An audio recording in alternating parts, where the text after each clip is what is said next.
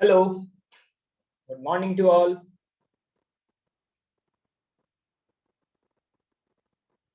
जय हिंद, जय Shri Krishna.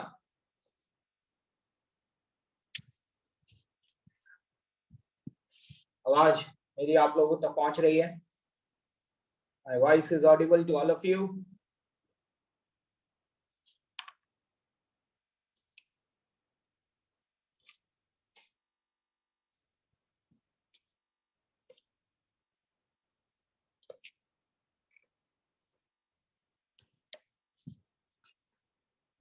My voice is audible to all of you.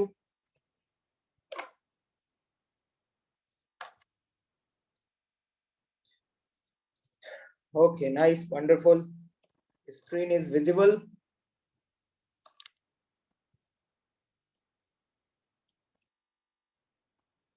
Hello everyone. सभी को स्क्रीन विजिबल है भाई?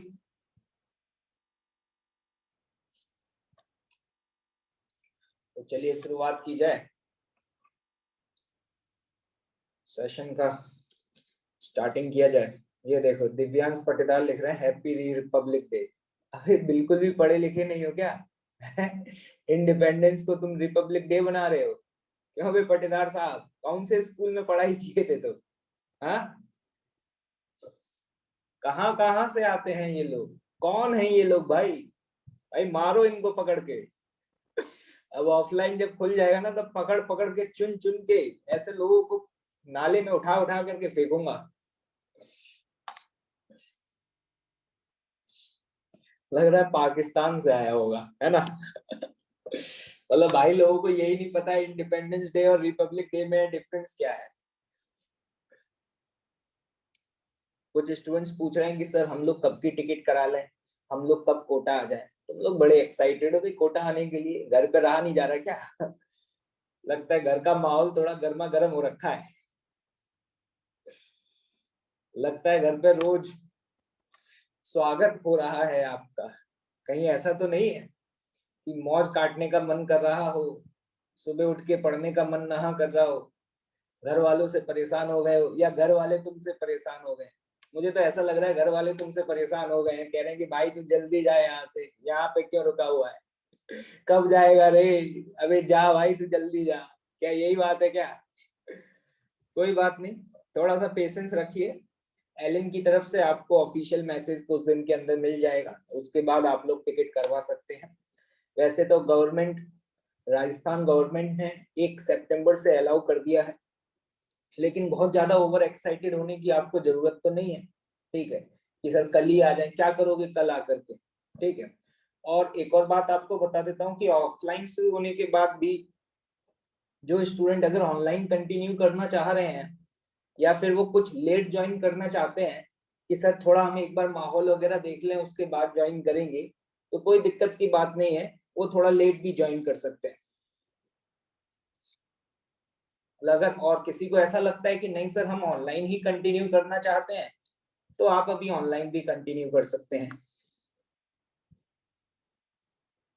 ठीक है भाई लोगों, माहौल सेट, ऑल इज वेल, संघर्ष जारी है। एनएलएम पढ़ रहे हो? एनएलएम में एससीवी सॉल्व कर रहे हो या नहीं कर रहे हो?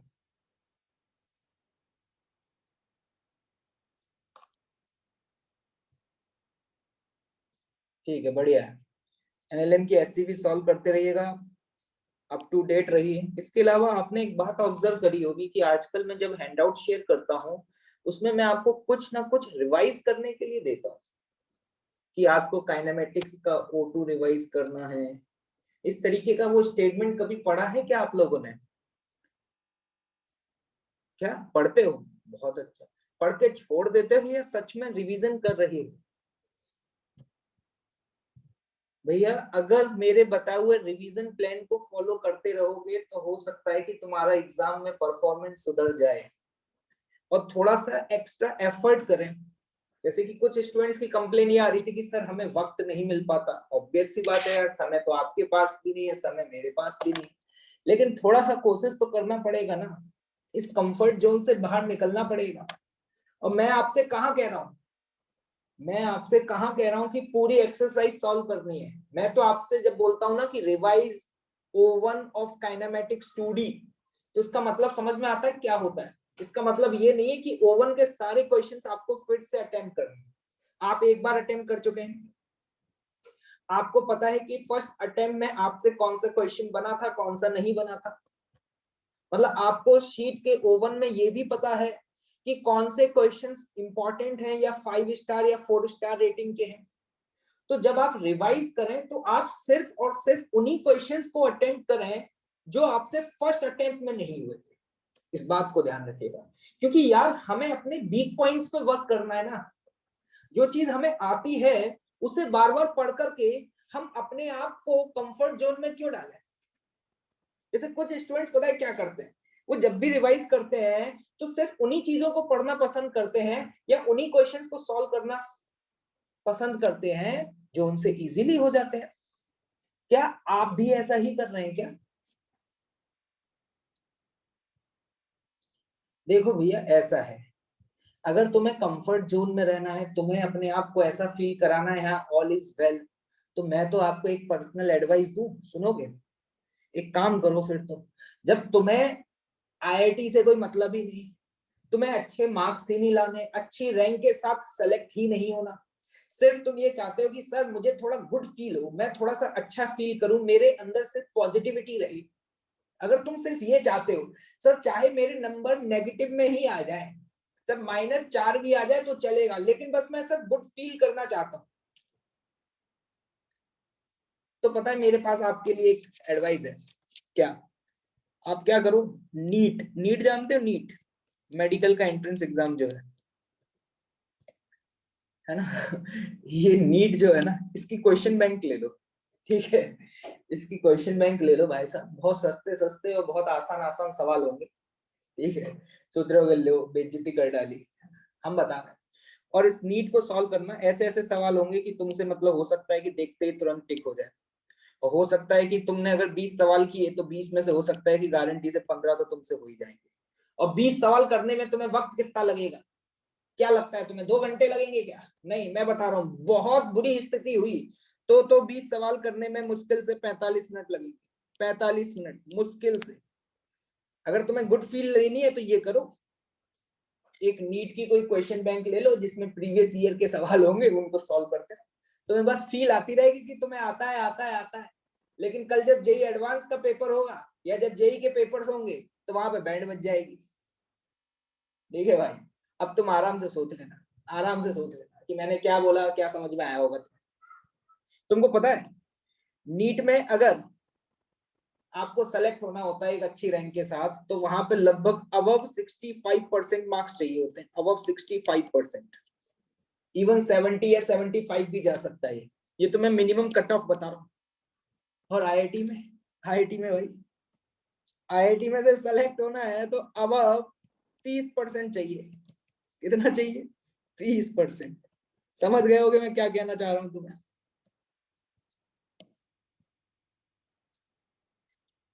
मतलब अगर किसी इंसान के 30% से ज्यादा मार्क्स आ जाएंगे वो सेलेक्ट हो जाएगा, कितना ज्यादा ला पाओगे वो तुम्हारी काबिलियत है, तुम जितनी मेहनत करोगे। तो तुम समझ रहे हो डिफरेंस, समझ रहे हो? अब तुम सोच लो तुम्हें गुड फील करना है क्या? गुड फील करना है तो मैंने तुम्हें ये एडवाइस दे दी, फॉलो कर लेना, ठीक है भाई? और अभी ये तो 30 तो मैंने बहुत लिख दिया, कभी कभी तो ऐसा हुआ है ये 30 जो है ना ये 25 ही रह गया हो, एक बार तो ये 20 ही रह गया था भाई। समझ रहे हो लेवल, समझ रहे हो तुम भाई लोग कि नहीं समझ पा रहे? 20 का मतलब समझ रहे हो? 10 में से अगर भाई साहब 2 क्वेश्चन भी बन गए, 10 में से अगर भाई साहब 2 क्वेश्चन भी बन गए तो तुम्हारा सिलेक्शन हो गया आईआईटी में।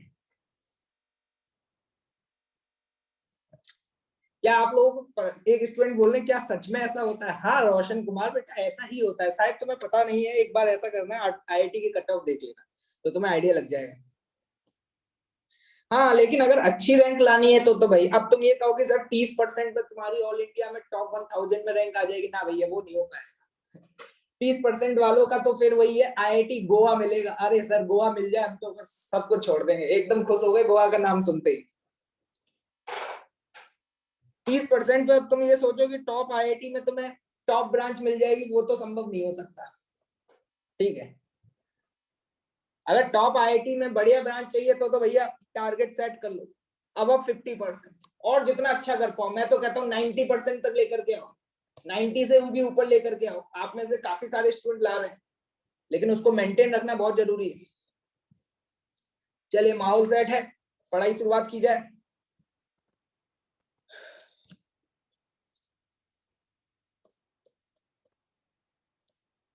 हाँ हाँ हाँ, एक बात बताओ, कल मैंने आपको स्प्रिंग्स पढ़ाया था, क्या आप स्प्रिंग पढ़ के आए? स्प्रिंग में आप सुलट गए क्या? स्प्रिंग पढ़ने के बाद भाई आप सुलट गए या आपने स्प्रिंग को सुलटा दिया? जल्दी बताओ।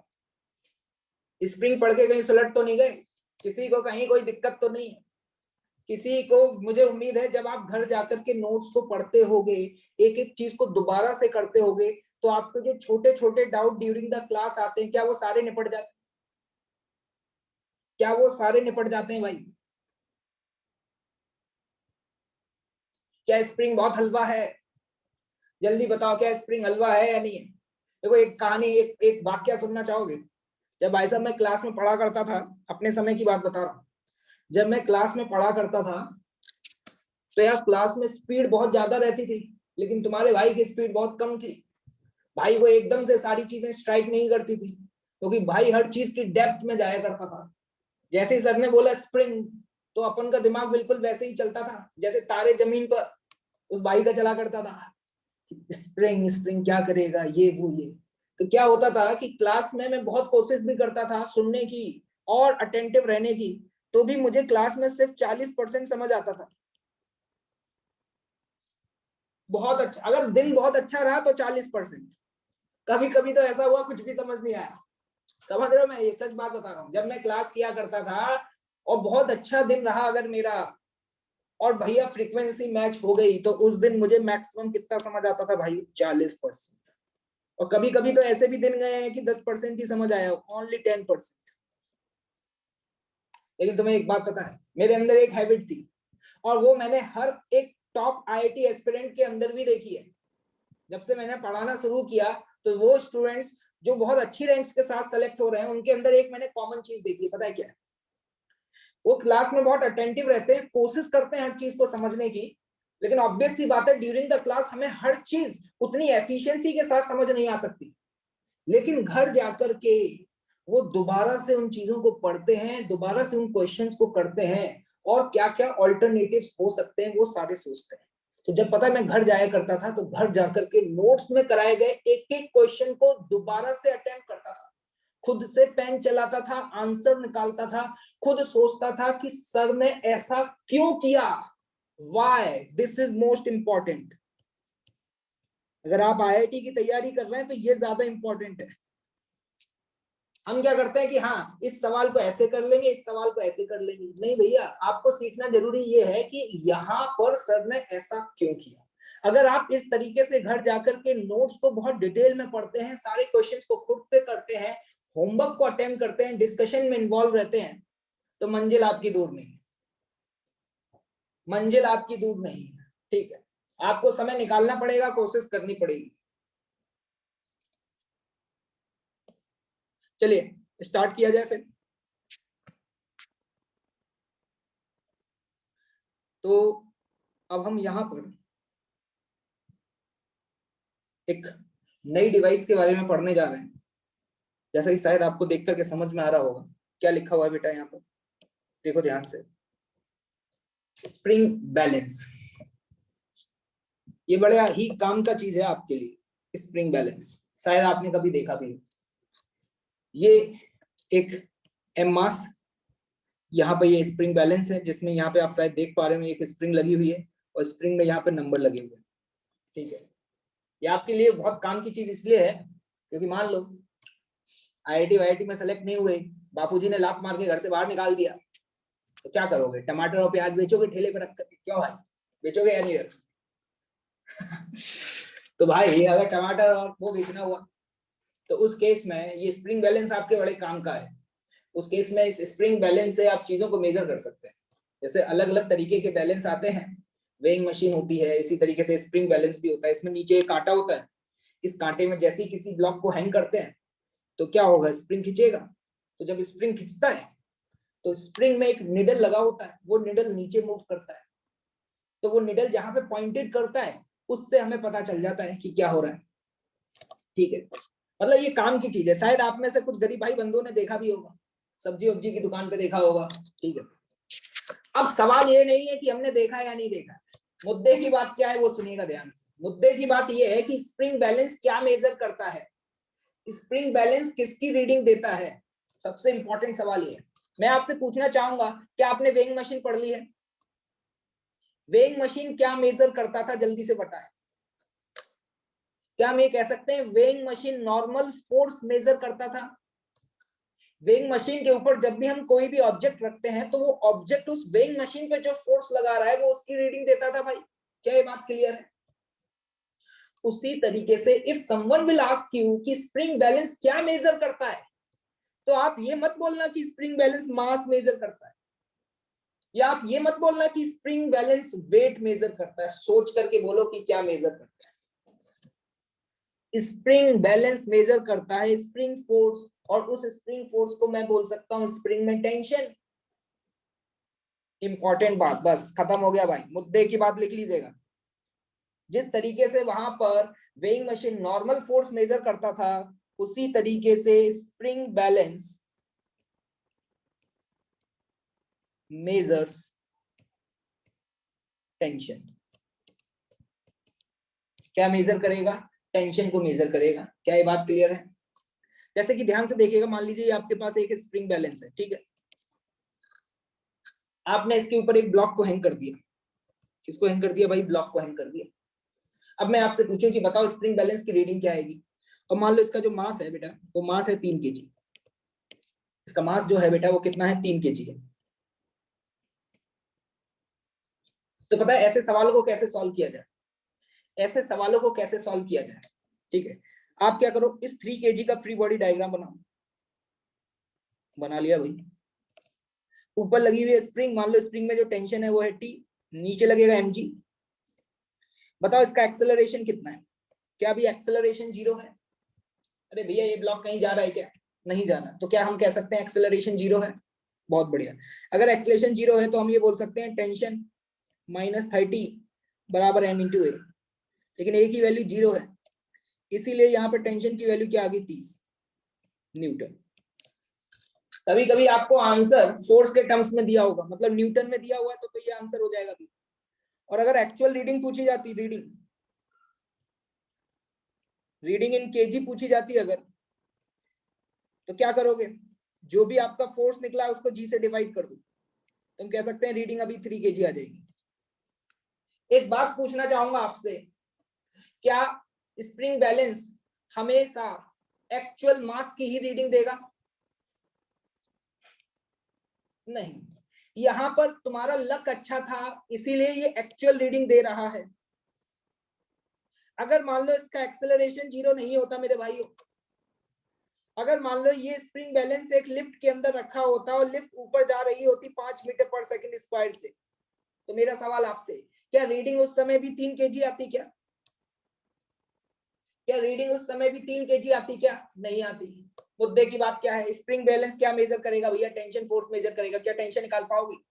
तो आज के बाद जब भी स्प्रिंग बैलेंस की रीडिंग पूछी जाए तो आप तो सवाल को बिल्कुल ऐसे सॉल्व करना कि मान लो अगर इस स्प्रिंग की जगह यहाँ रस्सी लगी होती, सुन लेना ध्यान से, मुद्दे की बात, काम की बात, अगर इस स्प्रिंग की जगह यहाँ रस्सी लगी होती तो उस रस्सी में टेंशन की वैल्यू क्या होती? और अगर टेंशन पता है तो रीडिंग पता है। क्या मेरी बात समझ आ रही है भाई? ये तुम्हारे बहुत काम की चीज है, तुम भैया इससे बहुत प्रॉफिट कमा सकते हो। एक IIT से भी ज्यादा तुम्हारा बढ़िया बिजनेस हो सकता है अगर तुमने फिजिक्स सीख ली। तुम सोच रहे होगे कैसे, बताऊं क्या सीखना चाहोगे? मान लो भाई साहब बिल्लू भैया तुम्हारे पास आए, बिल्लू भैया ने कहा कि भैया मुझे 2 kg टमाटर चाहिए। कितने टमाटर चाहिए भैया? 2 kg टमाटर चाहिए। अब तुम फिजिक्स के बहुत अच्छे स्टूडेंट हो, RY सर से फिजिक्स पढ़ी थी, लेकिन वो बात अलग है कि घर पे जाके होमवर्क नहीं करते थे और डिस्कशन में इन्वॉल्व नहीं होते थे, तो सेलेक्ट नहीं हो पाए, तो बाद में ठेला लगा लिया सब्जी का। सुनने की बात है। बिल्लू भैया तुमसे 2 kg टमाटर लेने आए, तुमको एक बात याद आई कि स्प्रिंग बैलेंस जो है उसकी रीडिंग बढ़ जाएगी अगर मैं उसका एक्सेलरेशन ऊपर की तरफ कर दूं। तुमने क्या किया? तुमने चालाकी चली, तुमने क्या किया? 1.5 किलो टमाटर रखे और उन टमाटरों को स्प्रिंग बैलेंस से हैंग किया और एकदम से स्प्रिंग बैलेंस को ऊपर की तरफ लेकर के गए। भैया एकदम से स्प्रिंग बैलेंस को ऊपर की तरफ एक्सेलरेट करोगे तो भैया रीडिंग बढ़ेगी या घटेगी? जल्दी बताएं। आपने 1.5 किलो टमाटर रखे, रीडिंग आनी चाहिए थी 1.5 किलो, लेकिन आप भैया आरवाई सर के स्टूडेंट है, आपको फिजिक्स हर जगह लगानी आती है। आपने क्या किया, एकदम से 1.5 केजी रखा और बिल्लू के सामने एकदम से ऊपर लेकर के गए, तो एकदम से वो रीडिंग जो थी वो बढ़ गई और सपोज वो 2 केजी दिखने लगी। और फिर आपने बिल्लू को बोला, ये ले भैया तेरे 2 केजी बिल्लू टमाटर हो गए, ले जा। अब बिल्लू भी आरवाई सर का फेवरेट स्टूडेंट रहा है। हाँ, बिल्लू आजकल आईआईटी में पढ़ रहा था, बिल्लू को समझ में आ गया कि यार इसने जैसे ही टमाटर रखी इसने ऊपर क्यों खींचा भाई। बिल्लू ने कहा नहीं नहीं भाई, तू ऊपर मत खींच, तू इसको नीचे खींच। उसने कहा अरे भाई आज तो तगड़ा ही कुछ होने। उसने कहा भाई रुक जा, मैं मेजर करूंगा। बिल्लू ने कहा ला अपना स्प्रिंग बैलेंस मुझे दे, मैं मेजर करूंगा। बिल्लू ने लगाया दिमाग, बिल्लू ने टमाटर रखते ही उस स्प्रिंग बैलेंस को एकदम से नीचे लेके गया। वो कहता है अरे नालायक, तू तो कह रहा था 2 केजी है, इसमें तो बेटा 1 केजी ही टमाटर है। बिल्लू रॉक्स, दुनिया शॉक। कहता नालायक मुझे पागल बना रहा है, चल ये ले 1 किलो के पैसे पकड़ और हमें चलने दे। तो भैया बिल्लू भैया से टक्कर नहीं लेनी है। बिल्लू भैया 1.5 किलो टमाटर ले गए और 1 किलो टमाटर के पैसे देके चले गए। समझ रहे हो मेरी बात? सब्जी वाला स्मार्ट समझ रहा था, वो सोच रहा था कि 1.5 किलो टमाटर देके 2 किलो के पैसे ले लूंगा भाई। लेकिन बिल्लू भैया तो उसके भी टीचर ही निकले भाई। वो तो 1.5 किलो टमाटर भी लेके गए और 1 किलो पैसे देके गए। अरे भैया बिल्लू भैया आईआईटीएन थे, तो आईआईटीएन वाला दिमाग चला रहे थे। क्या मेरी बात समझ आ रही है? चलिए आगे बढ़ा जाए क्या? मुझे लगता है ये सब्जी वाले अपने चिंटू भैया ही है, पढ़ाई लिखाई नहीं की है, काइनेमेटिक्स के बाद छोड़ के चले गए। तो ये जो सब्जी बेच रहे हैं वो हमारे चिंटू भैया लग रहा है। चलिए आगे बढ़े क्या? क्या आपको ये बात समझ आ गई है? अब मैं आपके सामने सवाल रखूंगा। ये जो टेंशन है बेटा यही स्प्रिंग फोर्स है ना? इसको आप टी लिख लो या एफएस लिख लो, कोई फर्क नहीं पड़ता। चलिए एक सवाल आपके सामने, ये लीजिए, जल्दी से बताएं इस समय स्प्रिंग बैलेंस की रीडिंग क्या आएगी? Find the reading of spring balance.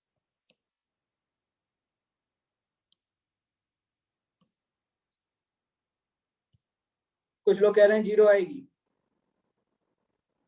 ये वही चिंटू भैया है। ये वही चिंटू भैया है। कुछ कह रहे हैं 1 आएगी, कुछ कह रहे हैं 4 आएगी। अभी पता चल जाएगा तुम्हें, अभी पता चल जाएगा। मुझे पता था तुम बहुत टैलेंटेड लोग हो, इसलिए मैंने दोनों तरफ सेम मार्क्स तक हैंग कर दिए। रीडिंग ऑफ स्प्रिंग बैलेंस,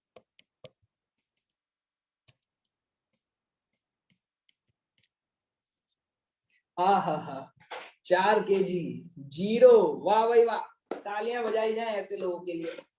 आप लोगों का फिजिक्स की फील देख करके मेरा मन करता है कि आपको सैल्यूट करूं। Reading of A spring balance, देखो अगर कभी भी ऐसा सवाल आता है तो मेरा सबसे पहला सवाल आपसे ये है, स्प्रिंग बैलेंस क्या मेजर करता है? क्या हम कह सकते हैं स्प्रिंग बैलेंस टेंशन मेजर करता है? तो जहां भी तुम्हें स्प्रिंग दिखाई दे सुन लेना, खोपचे में लिख लेना, आरवाई का कॉन्सेप्ट है, इससे कोई सवाल गलत नहीं हो सकता। जहां भी तुम्हें स्प्रिंग बैलेंस दिखाई दे उस स्प्रिंग बैलेंस को हटा करके वहां लगा देना एक रस्सी। क्या बोला मैंने? मेरी बात समझ आ रही है भाई? वहां क्या लगा देना? एक रस्सी। स्प्रिंग बैलेंस को मारो गोली, स्प्रिंग बैलेंस की जगह मान लो वहां रस्सी। अगर मान लो यहाँ रस्सी लगी होती तो क्या तुम इसमें टेंशन बता सकते हो?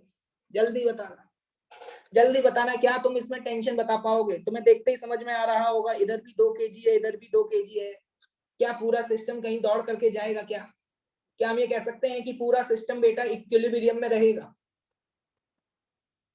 अगर पूरा सिस्टम इक्विलिब्रियम में है तो एक्सेलरेशन 0, तो ऊपर वाला फोर्स बराबर नीचे वाला फोर्स। मुझे लगता है आपको गलती समझ में आ गई है। यहाँ टेंशन टी, नीचे क्या लगेगा mg, एक्सेलरेशन क्या है 0। क्या मैं बोल दूं यहाँ पे टेंशन की वैल्यू 20 हो जाएगी? क्या हम ये कह सकते हैं यहाँ पे हर जगह टेंशन की वैल्यू टी ही रहेगी? क्योंकि हम किसके बारे में पढ़ रहे हैं? आइडियल स्प्रिंग्स के बारे में पढ़ रहे हैं।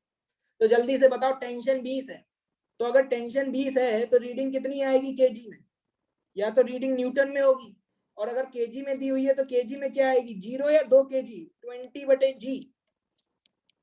इसलिए मैं बोलता हूं बेटा फिजिक्स तुम्हारी फील से नहीं चलती।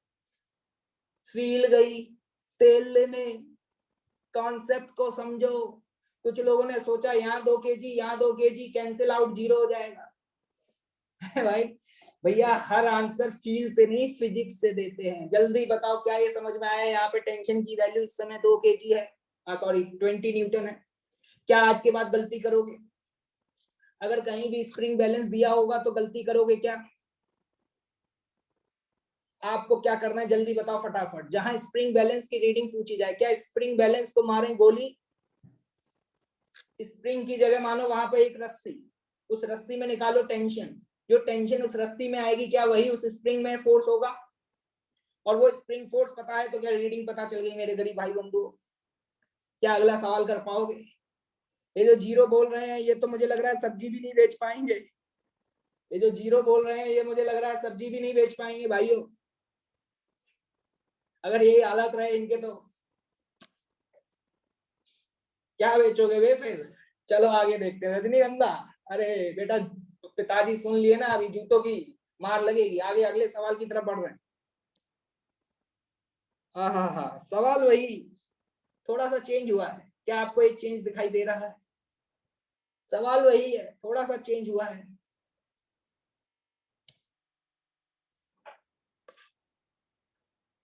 हाँ हाँ हाँ, वेदांत भूषण कैसे काम चलेगा? एक तरफ है 3 केजी, एक तरफ है 2 केजी। ये देखो कितने तेजस्वी लोग हैं हमारे पास। कह रहे हैं देखो सर इधर 30 इधर 20, तो 30 - 20 मेरा आंसर आ गया 10। 10 वाले लोग जितने भी हैं जिनका भी आंसर 10 न्यूटन या 1 केजी आ रहा है, वो चिंता ना करें, उनको 15 अगस्त पे लाल किले पे झंडा फहराने के लिए बुलाया जाएगा। पीएम मोदी की तरफ से आपके लिए एक स्पेशल रिक्वेस्ट आएगी भाई, कल का झंडा आप ही फहराने वाले हैं लाल किले पर। जिनका आंसर 1 केजी आ रहा है उनको 21 तोपों की सलामी। बहुत बढ़िया, शानदार, काफी सारे लोग आंसर निकाल रहे हैं। 2.4 केजी, और अगर आंसर न्यूटन में देना है तो 24 न्यूटन। 24 न्यूटन। मैंने अभी थोड़ी देर पहले एक कॉन्सेप्ट सिखाया था आप लोगों को, जल्दी बताएं क्या बताया था वो कॉन्सेप्ट? जहां भी तुम्हें स्प्रिंग दिखाई दे स्प्रिंग को मारो गोली। क्या स्प्रिंग की जगह यहाँ रस्सी लगा दो? अगर मान लो यहाँ एक रस्सी लगी होती तो उस रस्सी में तुम्हें टेंशन निकालनी आती है क्या? क्या इस तरीके के गरीब सवाल आप पहले भी सॉल्व कर चुके हैं? मान लो यहाँ पे टेंशन कितनी टी,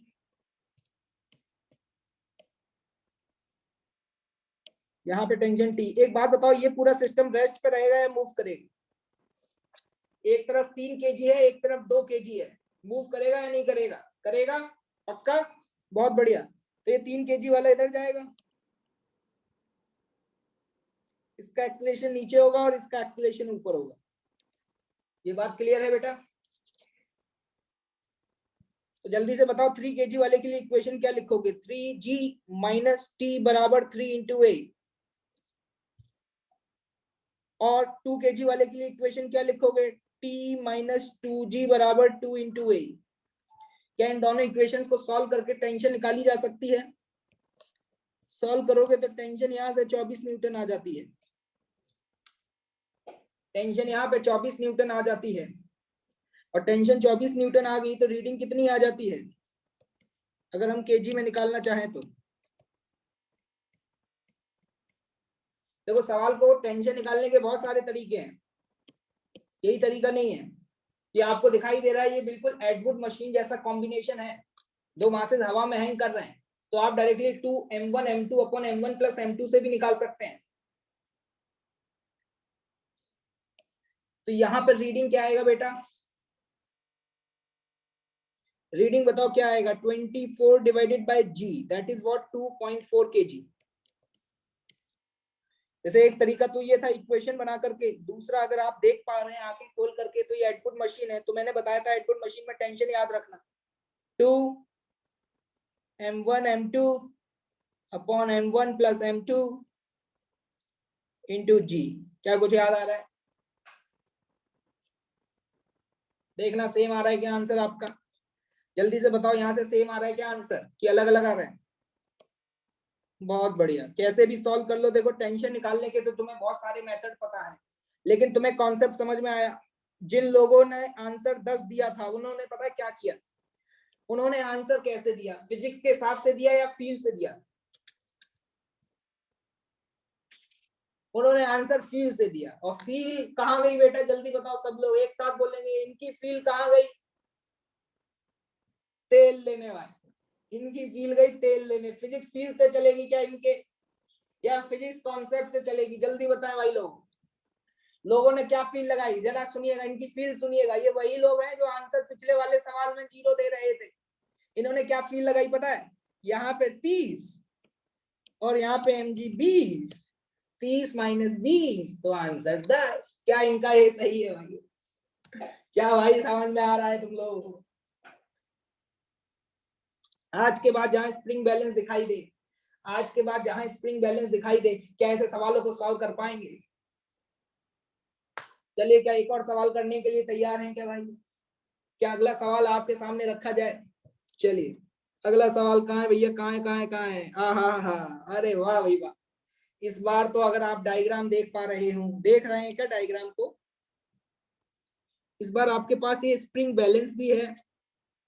देखो स्प्रिंग बैलेंस दिख रहा है, ये स्प्रिंग बैलेंस है आपका, इसको एसपी लिख देता हूं, ठीक है। और यहाँ पर एक आपको नीचे कुछ और भी दिखाई दे रहा होगा, WM करके लिखा हुआ है, ये है वेइंग मशीन। वाह भाई वाह। अब आपसे पूछा जा रहा है find the reading of spring balance and weighing machine in KG.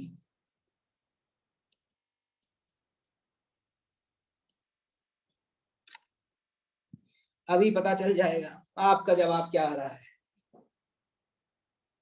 जल्दी जवाब दें। स्प्रिंग बैलेंस की रीडिंग क्या आएगी,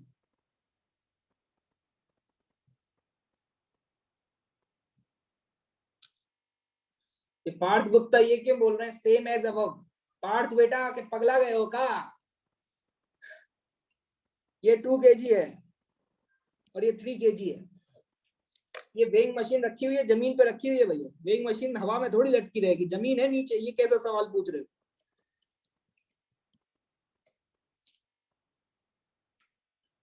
वाह भाई वाह, मौज आ गई भाई।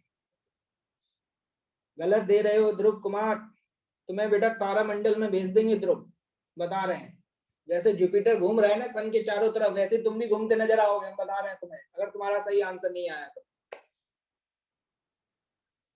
भाई साहब इस बार अगर आपका जवाब गलत आया तो कल 15 अगस्त को तुम ही झंडा फहराओगे, लेकिन कहाँ, लाल किले पे तो नहीं फहरा पाओगे, तो बगल में तुम्हारे नाला होगा ना, उसके किनारे फैलाओगे, छोटी गंगा में, बता दिए तुम्हें। देखिए भैया मेरा आंसर तो आ चुका है, आपके बारे में मुझे नहीं पता। मेरा स्प्रिंग बैलेंस का जो आंसर आ रहा है वो 2 kg आ रहा है, और वेइंग मशीन का जो आंसर आ रहा है वो 1 kg आ रहा है। ये मेरे आंसर आ रहे हैं 2 and 1। और काफी सारे स्टूडेंट ने जवाब सही भी दिया है, लुकिंग वंडरफुल, क्योंकि ये लोग फिजिक्स को समझते हैं और हर चीज को फिजिक्स से करते हैं। लेकिन कुछ लोग फिजिक्स को समझ ही नहीं रहे हैं। सबसे पहला एक बात मैं आपसे पूछना चाहूंगा, ये सिस्टम कहीं मूव करेगा क्या, कहीं मूव करेगा क्या। वो कह रहे हैं हाँ सर करेगा, क्यों करेगा भाई, 3 kg है इधर, तो ये हैवी मास है, नीचे जाना चाहेगा। अब जमीन को तोड़ के तो नीचे चला नहीं जाएगा, इसका मतलब ये तो है ना, इसका पूरे सिस्टम का एक्सीलरेशन बताओ क्या है, मतलब यहाँ पे इसका एक्सीलरेशन क्या है 0, और इसका एक्सीलरेशन भी क्या है 0। ठीक है, ये बात समझ आ गई कि पूरा सिस्टम कहीं नहीं मूव करेगा।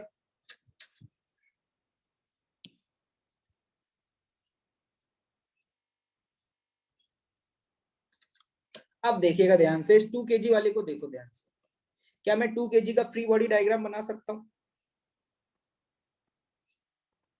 ओम सिद्धार्थ पटनायक, बेटा तुम इतना बड़ा जो मैसेज टाइप कर रहे हो, ओम नमः शिवाय, एक बार थोड़ा सा इस दिमाग का यूज भी कर लो।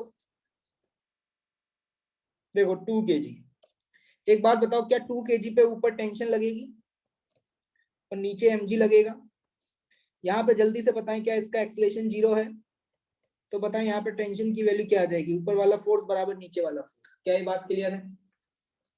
एक बात मैं आपसे पूछना चाहूंगा, अगर यहाँ टेंशन T है तो आप ये जानते हैं हम आइडियल स्ट्रिंग्स और स्प्रिंग्स के बारे में पढ़ रहे हैं, तो यहाँ पे भी हम टेंशन सेम बोल सकते हैं T।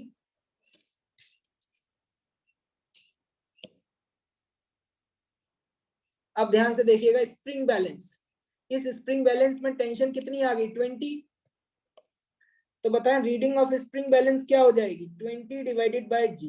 सोचिए आराम से 2 kg। अब बात कर लेते हैं वेइंग मशीन का। बेटा वेइंग मशीन क्या मेजर करता है? वेइंग मशीन क्या मेजर करता है? क्या नॉर्मल रिएक्शन मेजर करता है?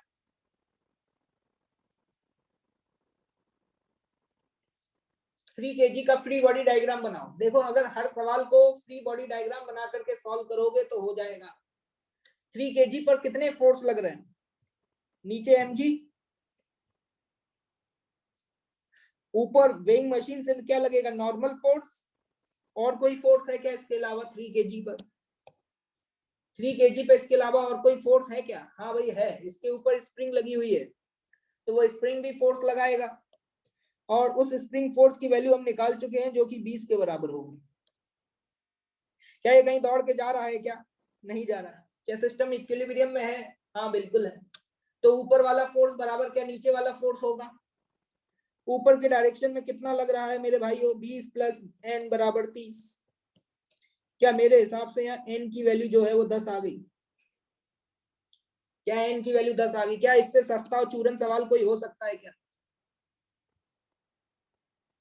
तो जल्दी से बताएं रीडिंग ऑफ वेइंग मशीन क्या है?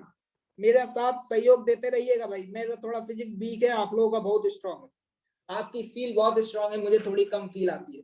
जल्दी बताइएगा क्या नॉर्मल रिएक्शन डिवाइडेड बाय 10 कर दें? आंसर आ गया 1 kg। हाँ ये कौन है भाई? कह रहे सर 0 आएगा। अबे 10/10 0 थोड़ी होता है। वाह, अबे वाह भाई, कौन सा माल ले रहे हो बे तुम लोग? 10 डिवाइडेड बाय 10 0। मारो भाई मारो, तुम्हें नहीं मुझे मारो यार, मुझे मारो तुम लोग, इतने तेजस्वी लोग हैं यार। 0 बोल रहे हैं सर, 10/10 मैंने पूछा क्या होता है तो कह रहे हैं सर 0, और 10 - 10 क्या होता है 1। बहुत तेजस्वी लोग हैं, 21 तोपों की सलामी है भाई ऐसे लोगों को, जिन लोगों को अभी तक ये भी नहीं पता है।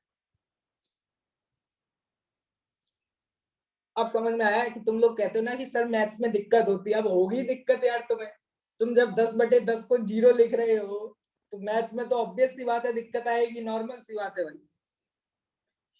इनके फीस में से 50 रुपए काट लिए जाए भाई, इनका इतना पुअर परफॉर्मेंस रहा है कि इनसे एक्स्ट्रा 50 रुपए और लिए जाए।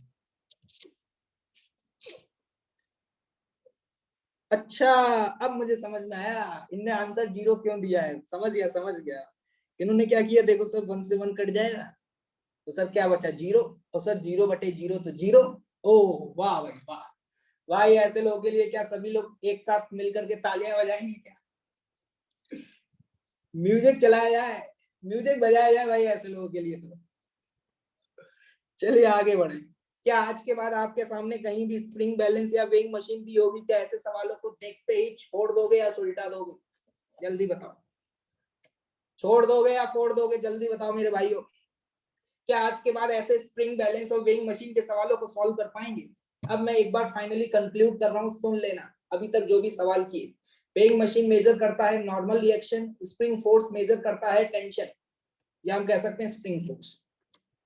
कहीं भी अगर आपको स्प्रिंग बैलेंस की रीडिंग पूछी जाए तो आपको सिंपल सा क्या करना है, वहां पर उस स्प्रिंग बैलेंस को हटाओ, वहां लगाओ रस्सी, रस्सी में निकालो टेंशन, क्या वही आपकी रीडिंग होगी?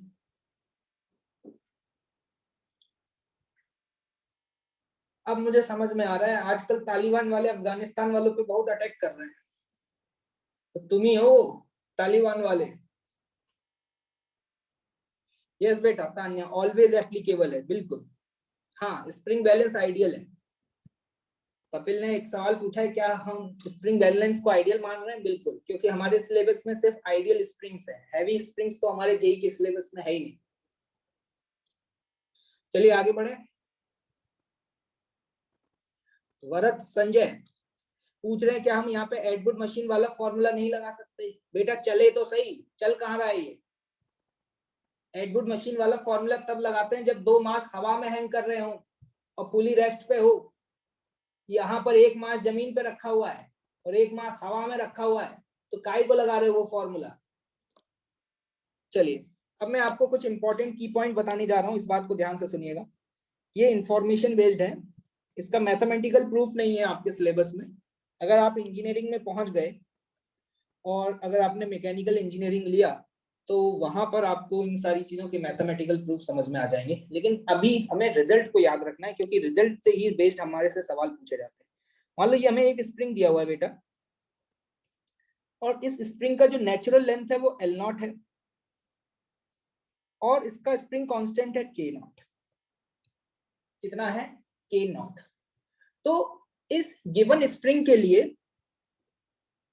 K इंटू एल की वैल्यू जो है ना, ये कांस्टेंट होती है। सर समझ में नहीं आया क्या कहना चाह रहे हैं? इस गिवन स्प्रिंग का स्प्रिंग कांस्टेंट इंटू एल की वैल्यू जो है वो कांस्टेंट होती है, या हम ये कह सकते हैं कि K is inversely proportional to the natural length. जैसे कि फॉर एग्जांपल बिल्लू भैया ने इस स्प्रिंग में दो कट लगा दिए, मतलब इस स्प्रिंग को दो पार्ट्स में तोड़ दिया, ठीक है? तो अब एक स्प्रिंग आपके पास बन गया,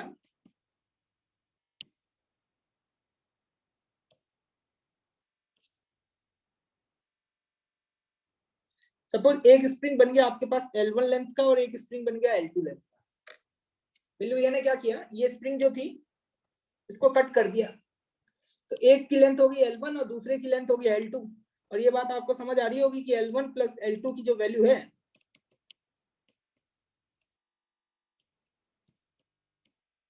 वो किसके बराबर होगी? L0 के बराबर। ठीक है, अब आपसे ये पूछा जाए कि ये बताओ कि इस स्प्रिंग का स्प्रिंग कांस्टेंट क्या होगा। तो देखो, अब आपने एक स्प्रिंग को काट के दो स्प्रिंग बना दी, तो इन स्प्रिंग्स की नेचुरल लेंथ भी चेंज हो गई ना। इस स्प्रिंग की नेचुरल लेंथ है L1 और इस स्प्रिंग की नेचुरल लेंथ है L2। तो जैसे ही आप नेचुरल लेंथ चेंज कर देते हैं किसी भी स्प्रिंग का, तो पता है उसका स्प्रिंग कांस्टेंट भी चेंज हो जाता है। मान लो इसका स्प्रिंग कांस्टेंट है K1 और इसका स्प्रिंग कांस्टेंट है K2, तो पता है आप क्या लिख सकते हो? आप लिख सकते हो K0 इंटू L0 बराबर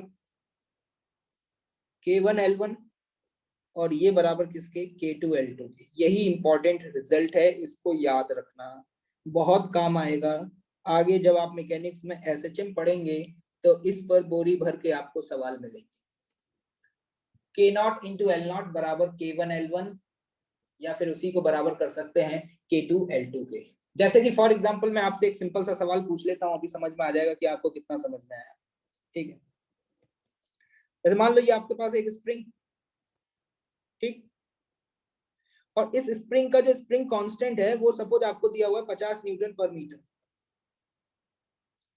और इस स्प्रिंग की जो नेचुरल लेंथ है वो दी हुई है कितनी? 5 मीटर।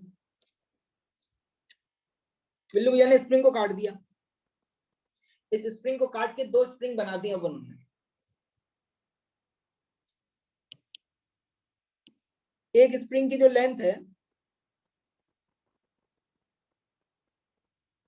वो है 2 मीटर और दूसरी वाली स्प्रिंग की जो लेंथ है वो है 3 मीटर।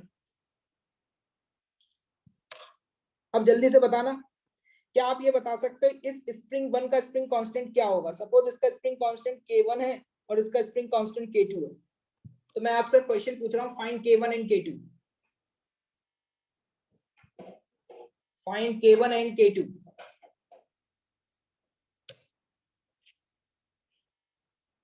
बहुत आसान सवाल है, हलवा सवाल है, चूरन है, और ये भी अगर तुमने सही नहीं किया तो मेरे लिए बहुत दुख की बात रहेगी। वंडरफुल, पहला लोगों का 125 आ रहा है, सही है।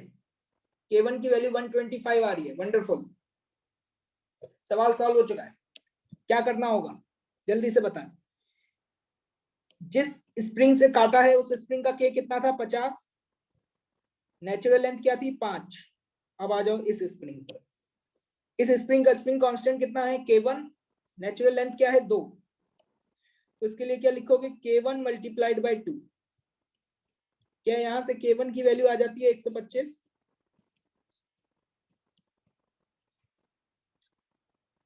इसी तरीके से क्या मैं स्प्रिंग 2 के लिए भी लिख सकता हूँ? 50 इंटू 5 K इंटू एल बराबर K2 इंटू 3। तो यहां से आपके पास K2 की वैल्यू आ जाती है 250/3 न्यूटन पर मीटर।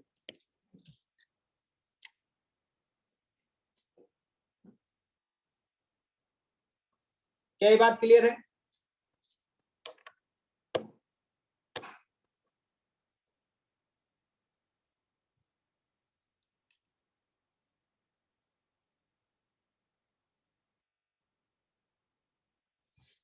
ये कौन है ये? हर्षिता कृष्णा।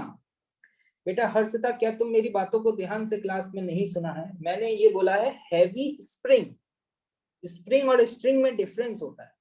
हैवी स्प्रिंग आपके सिलेबस में नहीं है ना?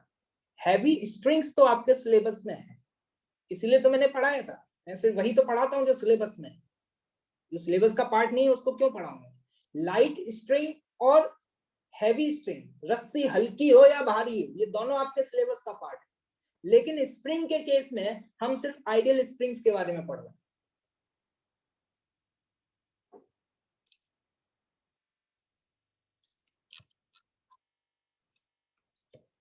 क्या ये बात समझ में आ गई है? क्या आप किसी भी गिवन स्प्रिंग का स्प्रिंग कांस्टेंट कैलकुलेट कर पाएंगे? क्या ये सवाल बहुत आसान है या बहुत टफ है? जल्दी बताओ। क्या इससे ज्यादा हलवा सवाल कोई हो सकता है क्या? कुछ नहीं हो सकता। बस तुम्हें ये याद रखना है कि किसी भी गिवन स्प्रिंग के लिए K इंटू एल नॉट की वैल्यू कांस्टेंट होती है। K इंटू एल नॉट की वैल्यू क्या होती है बेटा? कांस्टेंट होती है। क्या आगे बढ़ूं? अगले सवाल की तरफ बढ़ूं? चलिए देखिएगा अगला सवाल। सवाल को समझने की कोशिश करते हैं। पहले यहाँ पे आपको एक स्प्रिंग दी हुई है, तो इस स्प्रिंग की नेचुरल लेंथ है एल नॉट, ठीक। और यहाँ पर एक ब्लॉक हैंग किया गया। क्या हैंग किया गया? एक ब्लॉक हैंग किया गया है। जब इस ब्लॉक को हैंग किया गया तो इस स्प्रिंग में जो इलोंगेशन आया ना, इलोंगेशन, वो इलोंगेशन कितने का आया? एक्स नॉट का। ये गिवन है। इस स्प्रिंग कांस्टेंट कितना है इसका? के नॉट। जब यहाँ पर एक एम मास का ब्लॉक हैंग कर दिया तो इसमें इलोंगेशन कितने का आया? एक्स नॉट का आया, ठीक है। अभी सवाल आया नहीं है, सवाल अब आएगा। अब हमने इस स्प्रिंग को तोड़ दिया है, हमने तोड़ करके यहाँ पे दो स्प्रिंग्स बनाई।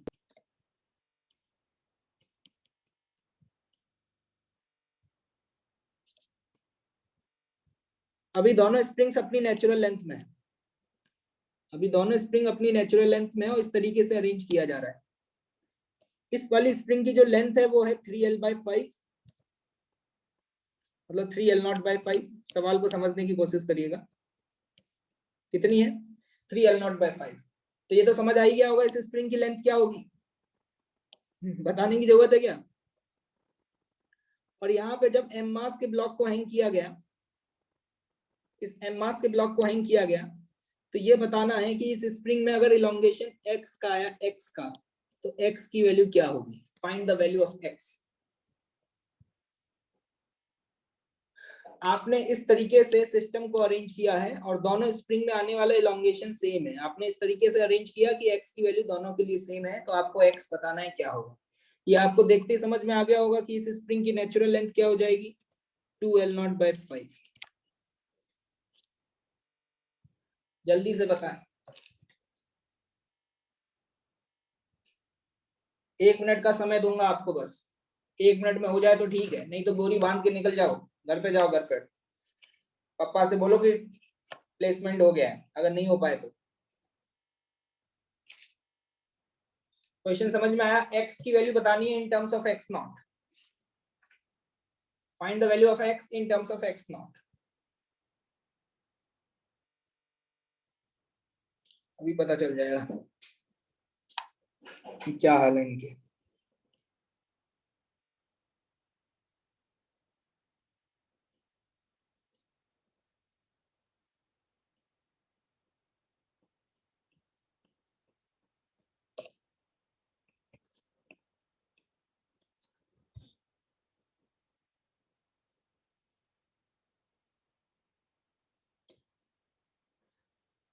बहुत शानदार, प्रशांत वर्मा ने आंसर निकाल लिया। बहुत बढ़िया क्वेश्चन, बहुत अच्छा कर रहे हो, वंडरफुल।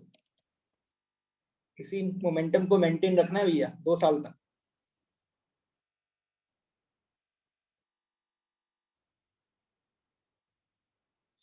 एक स्टूडेंट कह रहे हैं कि क्वेश्चन को सर फिर से एक्सप्लेन कर दीजिए। चलिए ठीक है, कर देता हूँ। देखो, एक एम ब्लॉक को इस स्प्रिंग से कनेक्ट किया, तो इस स्प्रिंग में जो इलोंगेशन आया वो कितने का आया, x0 का आया। फिर इस स्प्रिंग को काट दिया, काट के 2 स्प्रिंग बना ली जिनकी नेचुरल लेंथ आपको दी हुई है, एक की 3L0/5 और दूसरे की 2L0/5। फिर इससे सेम ब्लॉक को हैंग किया, तो इस बार इलोंगेशन x का आया। तो आपसे ये पूछा जा रहा है कि इस x की वैल्यू क्या होगी। ये कौन है जो बोल रहा है x बराबर x0 होगा? मार पड़ेगी बेटा अभी तुमने। 6, मैं आपके सामने आंसर लिख देता हूं, वेरीफाई कर लेना। x बराबर आ रहा है 6/25 x0, 6/25 x0। This is the answer of a given question. बहुत बढ़िया, चौरसिया जी निकाल चुके हैं, श्रुति सिंह भी निकाल चुकी हैं, आदित्य ने निकाल लिया है। Wonderful wonderful. और भाई, और गरीब भाई लोगों कब निकालोगे? आजकल हर्षित का आंसर नहीं आता है, क्यों भाई? पढ़ाई लिखाई छोड़ दी क्यों भाई हर्षित? देखिएगा ध्यान से, एक बात बताओ, इसके लिए तो मैं बोल सकता हूँ ये इक्विलिब्रियम में है, लिख लेना इक्वेशन की इक्विलिब्रियम में, ये रेस्ट पर है। तो ऊपर वाला फोर्स बराबर नीचे वाला फोर्स, ऊपर वाला फोर्स बराबर नीचे वाला फोर्स, तो डायरेक्टली इसके लिए लिखा जा सकता है kx0 बराबर mg। ये आपकी इक्वेशन नंबर 1 हो गई।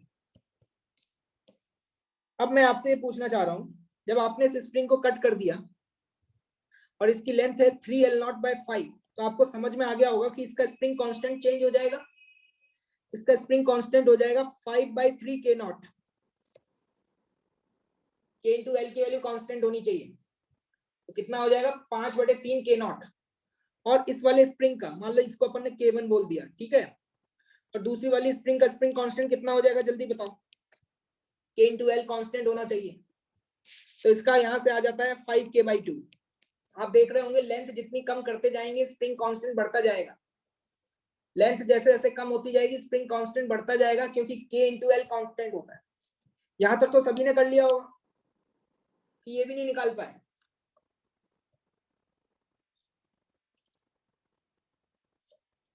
तो जल्दी से देखो यहां पर इस एम ब्लॉक का फ्री बॉडी डायग्राम बनाओ।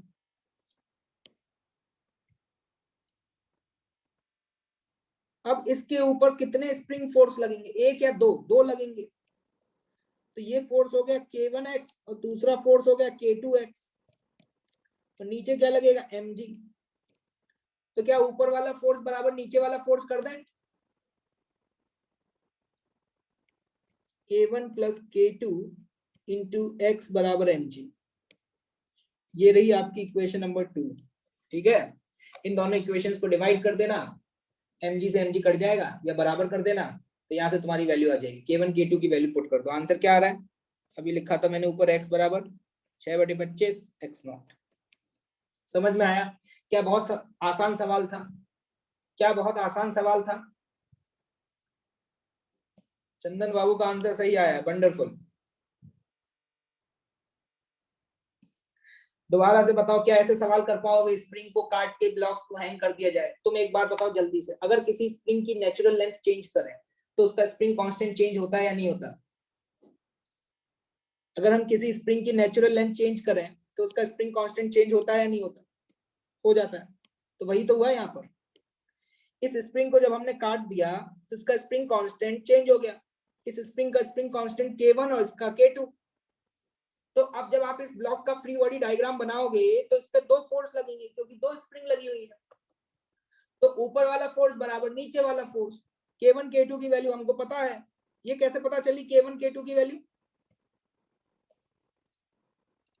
ये कैसे पता चली? इस वाले रिलेशन से, k इंटू एल कॉन्स्टेंट होता है। क्या कर पाओगे? क्या इस तरीके के सवाल आएंगे तो देखते ही छोड़ दोगे या कॉन्सेप्चुअली कर पाओगे?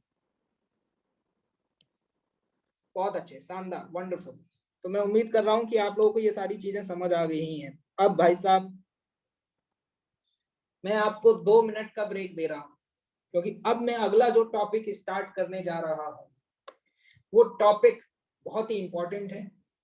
आज की क्लास के बाद उस टॉपिक का कभी दोबारा से जिक्र नहीं होगा। मतलब उस टॉपिक को पढ़ाने में जो कॉन्सेप्ट यूज किया जा रहा है वो आज की क्लास में आपको बताया जाएगा।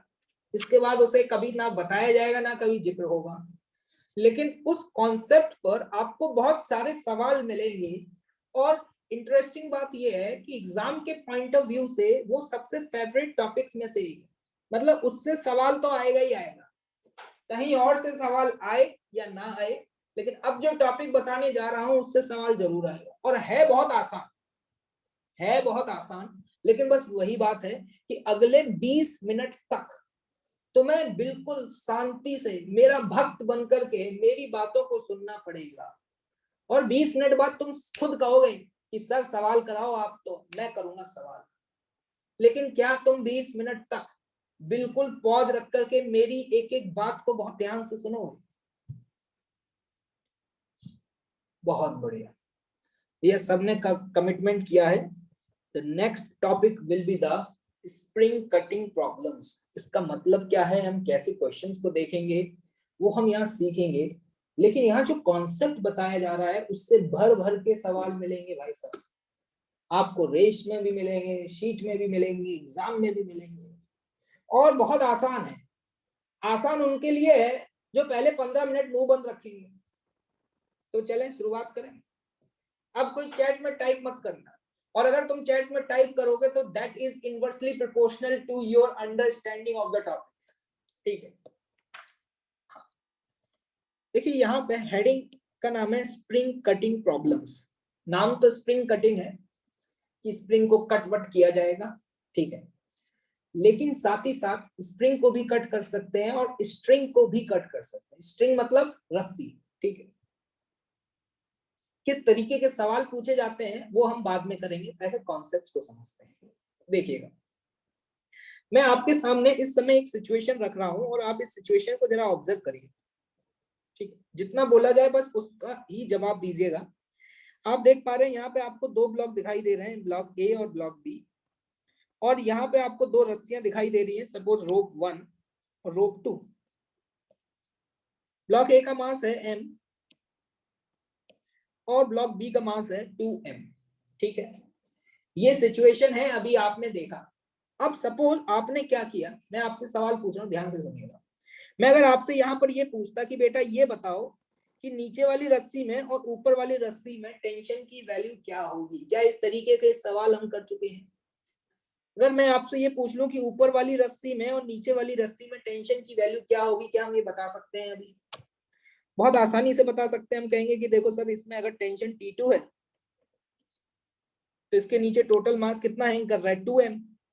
तो हम कहेंगे यहाँ पे सर T2 की वैल्यू होगी 2mg। क्या ये बात क्लियर है? और सर यहाँ पे मान लो टेंशन अगर T1 है तो इसके नीचे टोटल मास कितना हैंग कर रहा है? टोटल मास इसके नीचे कितना हैंग कर रहा है, 3m। तो हम यहाँ पे कह देंगे कि टेंशन की वैल्यू होगी 3mg। क्या ये बात क्लियर है सभी को? I hope it is clear to all of you. इस समय पूरा सिस्टम रेस्ट पर है, कहीं कोई मूव नहीं कर रहा। क्या तुम इस समय टेंशन निकाल सकते हो इस रस्सी में? बहुत अच्छा, बहुत अच्छे।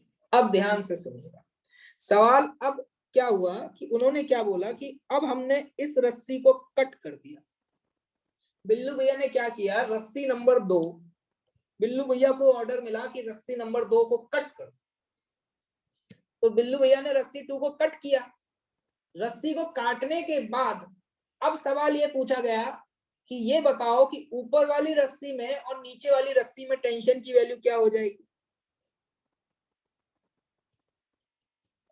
देखिएगा ध्यान से।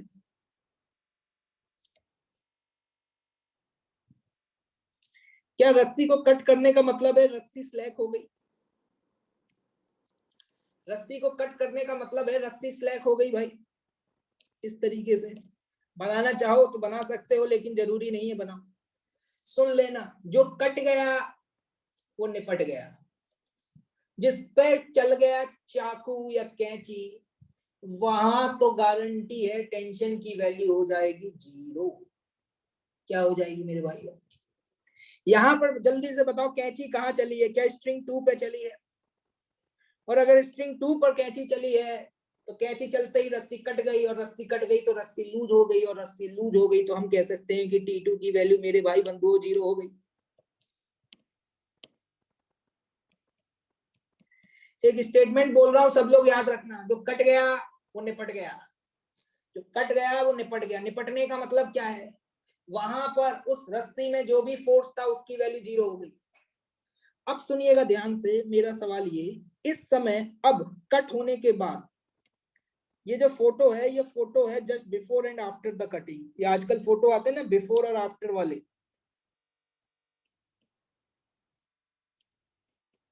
तो फेयर लवली के तुमने वो देखे होंगे, फेयर लवली लगाने से पहले ऐसा कलर था और लगाने के बाद एकदम से चमक गए ये वही वाली चीज, just before and just after. ये है बिफोर और ये आफ्टर नहीं है, ये जस्ट आफ्टर है भाई। बिल्लू ने जैसे ही कैंची लगाई और कैंची लगाते ही तुरंत बोला बिल्लू, उसने हाँ सर बताइए, ये बताओ बेटा इसमें टेंशन क्या हो गई, तुमने कहा 0, मैंने कहा ऊपर वाली रस्सी में टेंशन क्या हो गई, तो वो निकालने के लिए तुम इस ब्लॉक को देखो, क्या इस ब्लॉक का भी कोई एक्सेलरेशन है क्या, क्या रस्सी इस ब्लॉक को ऊपर खींच सकती है क्या, जल्दी बताओ, नहीं खींच सकती, तो हम ये कह सकते हैं इसका एक्सेलरेशन 0 है। अगर इसका एक्सेलरेशन 0 है तो ऊपर वाला फोर्स बराबर नीचे वाला फोर्स, तो यहाँ पे T1 की वैल्यू क्या आ गई mg, क्या T1 की वैल्यू mg के बराबर आ गई मेरे भाइयों,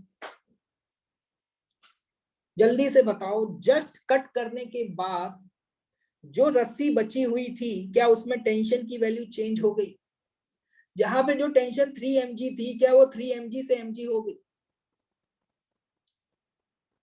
एक रस्सी जिसमें कैंची चलाने से पहले टेंशन 3 mg थी और कैंची चलने के बाद क्या वहां पे टेंशन mg हो गई, तो यहां पे एक स्टेटमेंट लिख लेना, स्ट्रिंग फोर्स, क्या भाई, string force can change suddenly. जो रस्सी का फोर्स है, स्ट्रिंग, स्ट्रिंग मतलब रस्सी, रस्सी का जो फोर्स है, रस्सी का जो फोर्स है वो सडनली चेंज हो जाएगा। अब मेरा आपसे सवाल ये है, इस 2m के साथ क्या होगा, मैं आपसे पूछूं 2m का एक्सेलरेशन बताओ, क्या तुम 0 तो नहीं बोलने वाले हो, क्या तुम 0 तो नहीं बोलने वाले हो मेरे भाई, जिनका आंसर 0 आ रहा है क्या किया जाए ऐसे लोगों के साथ, जल्दी से बताओ, क्या तुम ये बोल सकते हो ये 2m का एक्सेलरेशन डाउनवर्ड डायरेक्शन में g होगा मेरे भाई, क्या ये फ्री फॉल कर रहा है, बहुत बढ़िया, यहां तक बताओ किसी को कोई दिक्कत नहीं है, बहुत बढ़िया समझ में आया। मैं कंक्लूड कर देता हूं, मैंने यहाँ पर रस्सी को काटा, जिसको काटा वो निपट गया, निपट गया मतलब टेंशन 0 हो गई। रस्सी में टेंशन की वैल्यू सडनली चेंज हो सकती है। सर सडनली क्यों लिख रहे हो, जस्ट कैंची चलाने से पहले टेंशन कितनी थी 3 mg, कैंची चलाने के जस्ट बाद टेंशन कितनी आ गई mg, तो 3 mg से mg सडनली चेंज हो गई। क्या ये बात क्लियर है, बहुत बढ़िया।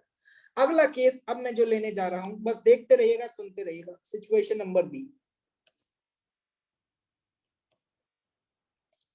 अब यहां पर रस्सी की जगह हमने लगाई एक स्प्रिंग, ऊपर भी और नीचे भी, थोड़ा सा सिस्टम में चेंज लिया है, थोड़ा सा सिस्टम में चेंज लिया है, ये ए और ये बी, ठीक है। ये बिफोर द कटिंग की बात चल रही है, जस्ट बिफोर और आफ्टर। मेरा आपसे सवाल ये है कि इस वाली स्प्रिंग में, स्प्रिंग नंबर 1 में और स्प्रिंग नंबर 2 में टेंशन फोर्स क्या होगा, क्या ये निकालना आता है, अभी काटा वाटा नहीं है किसी को, ये तो बता सकते हो ना। यहाँ पे स्प्रिंग फोर्स की वैल्यू क्या मैं 2 mg लिख सकता हूँ, क्योंकि यहाँ पे नीचे कितना मास हैंग कर रहा है 2m, और यहाँ पे देखना है तो इसके नीचे कितना मास हैंग कर रहा है 3m, तो जल्दी बताओ यहाँ पे स्प्रिंग फोर्स कितना होगा, क्या T1 की वैल्यू 3 mg लिख सकता हूँ, इसमें किसी को तकलीफ, ये सब तो आता है ना निकालना, तो मैं, ठीक है। ये कहानी कब की है, अभी किसी को कट नहीं किया, फिर चिंटू को बुलाया, चिंटू को कहा चिंटू कैंची चलाओ, उसने कहा सर कहाँ पे, मैंने कहा भाई रुको भाई कहीं बाल वाल मत काट लेना, तो मैंने कहा चिंटू स्प्रिंग को काट दो, सॉरी चिंटू नहीं, बिल्लू। बिल्लू को बोला गया कि स्प्रिंग को काट दो। स्प्रिंग कट, स्प्रिंग गई। स्प्रिंग कटने के बाद कहानी क्या बनी जरा देखिएगा। जस्ट कटिंग के बाद, जस्ट कटिंग के बाद की बात कर रहा हूं मैं। आपसे ये पूछना चाह रहा हूं कि जो स्प्रिंग 2 है जिसको आपने काट दिया, उसमें स्प्रिंग फोर्स कितना होगा, जल्दी बताएं। जिस पे चल गई कैंची, चाहे वो हो रस्सी या हो स्प्रिंग, उसमें टेंशन की वैल्यू क्या होगी।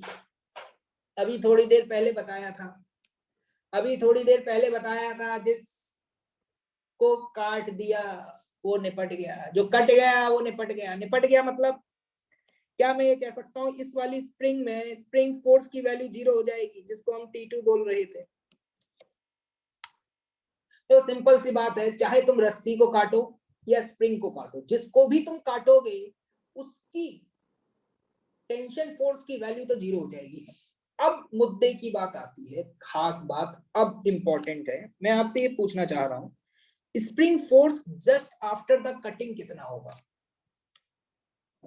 स्प्रिंग फोर्स जस्ट, इंग्लिश समझने की कोशिश करिएगा, कट करने के जस्ट बाद, कट जैसे कैंची चलाई कट, मैंने बोला spring force just after the cutting, तो पता है spring force just after the cutting 3 mg ही होगा। यही इंपॉर्टेंट बात है, कट करने के बाद भी 3 mg होगा। मतलब हम ये कह सकते हैं कि स्प्रिंग फोर्स सडनली चेंज नहीं होता। अब सवाल उठा कि क्यों नहीं हुआ सडनली। ये 3 mg मैंने कब बोला है, ये कब बोला, जल्दी से बताओ। Just after cutting. देखो ये जो स्प्रिंग फोर्स है ना, स्प्रिंग फोर्स, ये स्प्रिंग फोर्स एक बड़ा ही आलसी फोर्स है, तुम्हारे जैसा। जैसे तुम हो ना, बिल्कुल वैसा ही है। ये लाइफ में कोई भी काम सडनली नहीं कर पाता है, इसको कोई भी काम करने में थोड़ा सा वक्त लगता है। मैं आपसे एक बात पूछूं कि एक बात बताओ, स्प्रिंग में फोर्स कब जनरेट होता है। स्प्रिंग में फोर्स कब जनरेट होता है, जब स्प्रिंग की लेंथ चेंज होती है। अगर स्प्रिंग की लेंथ चेंज होगी तभी तो स्प्रिंग फोर्स आएगा। मतलब अगर हम स्प्रिंग को या तो कंप्रेस करें या उसे स्ट्रेच करें तभी स्प्रिंग फोर्स आता है। बिल्लू ने चलाई कैंची कट, कट करने के तुरंत बाद उसी मोमेंट पर क्या एकदम से स्प्रिंग की लेंथ चेंज हो जाएगी क्या। आलसी है भैया, धीरे जाएगा। मैं मान रहा हूं कि कट करने के बाद लेंथ चेंज होना शुरू होगी, क्या तुरंत चेंज हो जाएगी क्या। तुरंत तो नहीं होगी, क्योंकि आलसी है भैया तुम्हारी तरह। जैसे तुम अलार्म लगा के सोते हो 5 बजे का, लेकिन उठ तो तुम 8 बजे भी नहीं पाते हो। क्यों भाई, अलार्म तो तुम 5 बजे का लगा के सोते हो, लेकिन नॉर्मल स्टेट में तो तुम 8 बजे तक नहीं आ पाते। तो ये स्प्रिंग भी तुम्हारे जैसी है बिल्कुल। क्या तुरंत कट करने के बाद स्प्रिंग की लेंथ तुरंत चेंज हो जाएगी क्या, तुरंत नहीं होगी, थोड़ा सा वक्त लगेगा। वो थोड़ा सा वक्त होगा तो बहुत कम, लेकिन थोड़ा वक्त तो लगेगा ना। इसीलिए अब मुद्दे की बात याद रखना कि स्प्रिंग फोर्स सडनली चेंज नहीं होता। कटिंग करने से पहले अगर यहाँ स्प्रिंग फोर्स 3 mg था, तो जस्ट कट करने के बाद भी यहाँ पे स्प्रिंग फोर्स 3 mg होगा। मुद्दे की बात ये। अब मैं आपसे जरा ये पूछ लूं, सवाल अभी खत्म नहीं हुआ। सवाल पता है क्या पूछा जाएगा, at 0 plus, at t equal to 0 plus, 0 plus का मतलब समझ रहे हैं, t बराबर 0 पे स्प्रिंग कट किया, कट करने के बाद अगले ही पल ये बताओ ब्लॉक ए और बी का एक्सेलरेशन क्या होगा। क्या ये सवाल सॉल्व कर पाओगे। ए और बी का एक्सेलरेशन पूछा जाए, बी का तो आपको देखते ही समझ में आ गया होगा, ये फ्री फॉल कर रहा है। बी तो भैया फ्री फॉल कर रहा है हवा में, सिर्फ धरती माँ का प्यार है इसके पास 2 mg, और जब धरती माँ का प्यार मिलता है तो इसका एक्सेलरेशन तो डाउनवर्ड डायरेक्शन में जी ही होगा, क्योंकि 2 mg divided bye 2m, acceleration कितना आ गया जी। 2g कौन दे रहा है बे, बड़े गरीब हो, वाह भाई वाह, वाह भाई वाह, एक्सेलरेशन 2g। अबे फोर्स उठा क्यों नहीं लेता मुझे ऊपर वाला, 2 mg अपॉन 2m करोगे ना भाई, कि m करोगे नीचे। तो जी आएगा इसका एक्सेलरेशन डाउनवर्ड डायरेक्शन में, इसका एक्सेलरेशन आया जी इन द डाउनवर्ड डायरेक्शन। क्या ये बात क्लियर है? अरे 2g नहीं आएगा यार, जी आएगा, क्या गधे हो क्या? बिल्कुल ही। अब बात कर लेते हैं ए की। ए पे बताना ऊपर कितना फोर्स लगेगा जस्ट कट करने के बाद, जल्दी बताओ। जस्ट कटिंग करने के बाद स्प्रिंग तो अभी भी उतना ही फोर्स लगाएगी जितना पहले लगा रही थी, 3 mg। नीचे क्या लगेगा? Gravitational force. तो जल्दी बताओ इसका एक्सेलरेशन कहाँ होगा, नीचे या ऊपर? 3 mg माइनस mg, आपको देखते समझ में आ गया होगा कि ए का एक्सेलरेशन कहाँ आ रहा है, 2g in the upward direction. क्या ये बात क्लियर है? ये acceleration just after the cutting निकाले हैं, ये acceleration just after the cutting निकाले हैं। अब बात मुद्दे की सुन लेना, मेरी कहानी खत्म होने वाली है। अब मुद्दे की बात सुन लेना फिर से। जो कट गया वो निपट गया, मतलब चाहे वो रस्सी हो चाहे वो स्प्रिंग हो, अगर उसे काट दिया तो उसमें सडनली टेंशन क्या हो जाएगी, 0। जो बच गया उसमें अगर कहीं स्प्रिंग है, अगर उसमें कहीं स्प्रिंग है जो बच गई है, तो स्प्रिंग फोर्स सडनली चेंज नहीं होता, क्योंकि स्प्रिंग फोर्स एक आलसी फोर्स है। तो यहाँ पे स्टेटमेंट लिख रहा हूं, स्प्रिंग फोर्स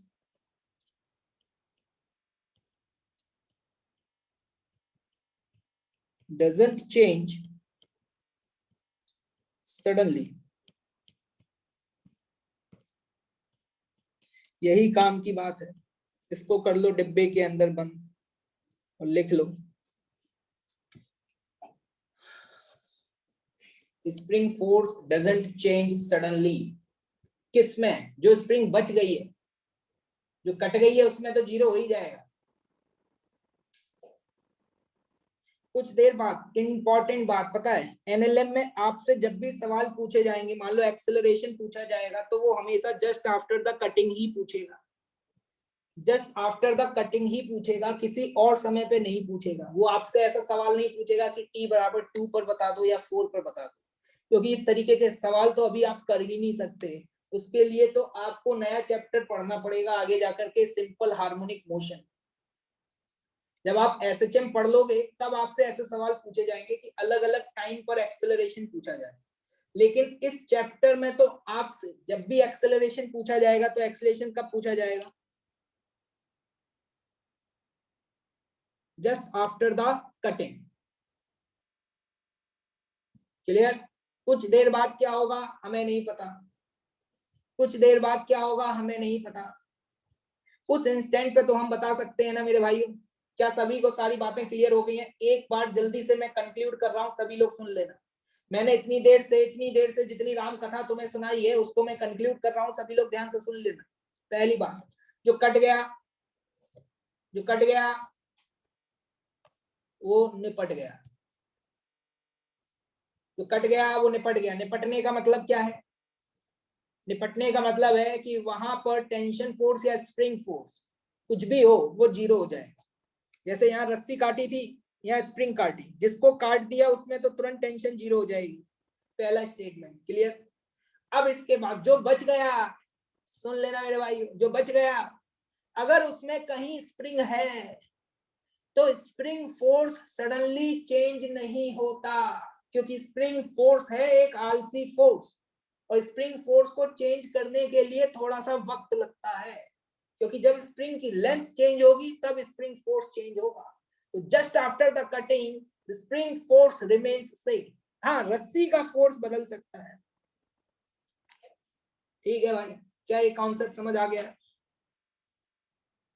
क्या ये कॉन्सेप्ट समझ आ गया है भाई? क्या आगे बढ़ा जाए? क्या आगे बढ़ा जाए? बहुत बढ़िया। चलिए अब मैं आपको एक सवाल दे रहा हूं, अभी समझ में आ जाएगा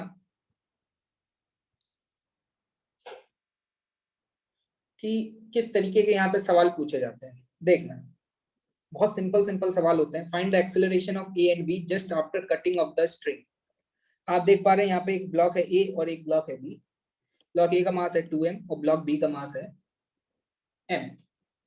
यहाँ पर बिल्लू ने कैंची चलाई और ऊपर वाली रस्सी को काट दिया। क्या ये देख पा रहे हैं आप लोग? इसको कट कर दिया। कटिंग करने के जस्ट बाद आपसे पूछा जा रहा है कि ए का एक्सेलरेशन और बी का एक्सेलरेशन क्या होगा। ऐसे सवालों को सॉल्व करने के लिए क्या किया जाए, क्या रस्सी के कटने से पहले क्या टेंशन थी वो निकाल ली जाए। यहाँ पर टेंशन कितनी थी mg और यहाँ पर टेंशन कितनी थी 3 mg। देखो मैं लेफ्ट साइड में जो भी टेंशन की वैल्यू लिख रहा हूँ, याद रखना ये मैं स्टैंडर्ड तरीका फॉलो करता हूँ सवालों को सॉल्व करने के लिए। लेफ्ट साइड में जो भी टेंशन लिख रहा हूँ वो कटिंग से पहले है, वो कटिंग से पहले है। अब जल्दी से बताओ यहाँ पर राइट साइड में लिख रहा हूँ, कट करने के बाद इसमें टेंशन कितनी हो जाएगी। स्प्रिंग में जस्ट कट करने के बाद टेंशन फोर्स कितना हो जाएगा, क्या चेंज होगा, क्या नहीं होगा। स्प्रिंग फोर्स तो सडनली चेंज नहीं होता, स्प्रिंग फोर्स तो अभी भी mg ही रहेगा। और जल्दी से बताएं इस वाली रस्सी का क्या होगा, इस वाली रस्सी का क्या होगा, क्या इसमें टेंशन 0 हो जाएगा। बस खत्म। अब आप क्या करो, इंडिविजुअल दोनों बॉडीज के फ्री बॉडी डायग्राम बना लो और इक्वेशंस लिख लो। जल्दी से देखिएगा यहाँ पर मैं सबसे पहले बी ब्लॉक की बात कर लूं।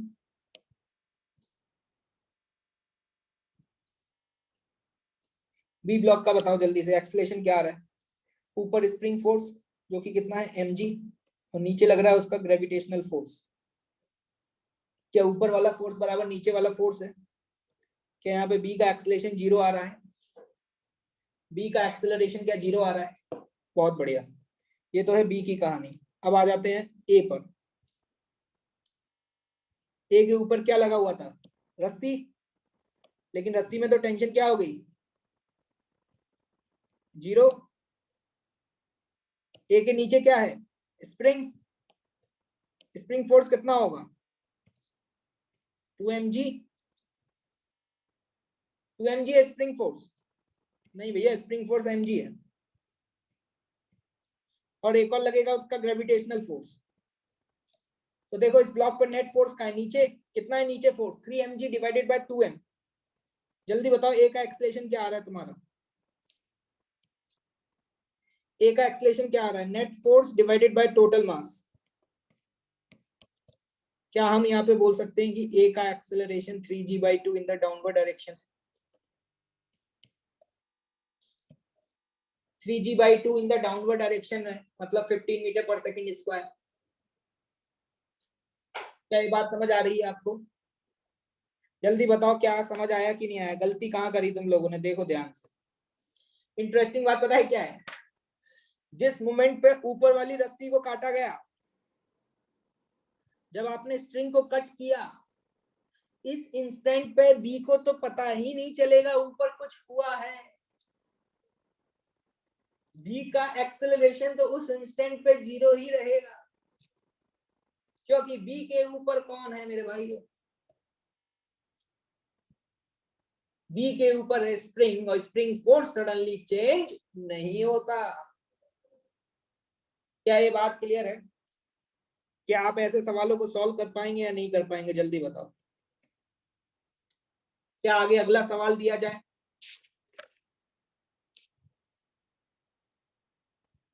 बेटा हमेशा रेस्ट पे नहीं रहेगा, क्यों गरीब हो क्या बिल्कुल ही, तुम रेस्ट पे रहेगा। ये जस्ट मैं कब बात कर रहा हूं, just after cutting the string. अगला सवाल देखिएगा ध्यान से, सवाल को पढ़ें, क्वेश्चन को नोट डाउन करें। यहाँ आपके सामने 3 ब्लॉक हैं ए बी सी, ठीक है भाई। There are the 3 blocks A B C. Kamboj साहब क्वेश्चन पे फोकस करो।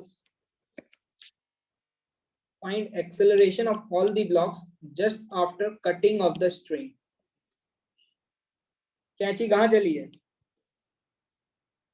कैंची कहाँ चली है, यहाँ चली है।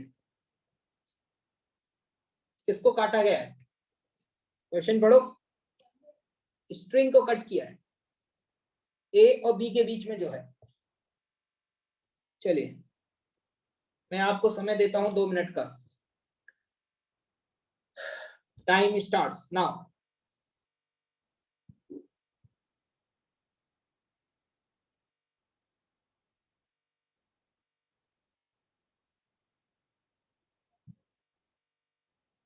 ए बी सी का एक्सेलरेशन बताओ। बहुत बढ़िया, कुमार उत्कर्ष ने बता दिया है। आप लोग कब बताने वाले हैं? जिनका आंसर ए का 0 आ रहा है वो बहुत बड़े गधे हैं। पहले तो मुझे ये बताओ, रस्सी कटने से पहले तुम्हें टेंशन वेंशन निकालनी आती है? यहाँ पे कितनी टेंशन होगी? स्प्रिंग फोर्स कितना होगा यहाँ पे? 3 mg होगा, ये समझ आ रहा है? देखना, स्टेप बाय स्टेप चलते हैं। रस्सी कटने से पहले यहाँ कितनी टेंशन होगी? इसके नीचे टोटल जितना मास हैंग कर रहा है, टोटल मास कितना हैंग कर रहा है इसके नीचे? 5 m। तो यहाँ टेंशन कितनी रहेगी? 5 mg। और यहाँ पे बताओ कितनी होगी? 6 mg। ये समझ आ गया? जिन लोगों ने यहाँ पे स्प्रिंग फोर्स mg लगाया है वो बहुत बड़े वाले गधे हैं क्या?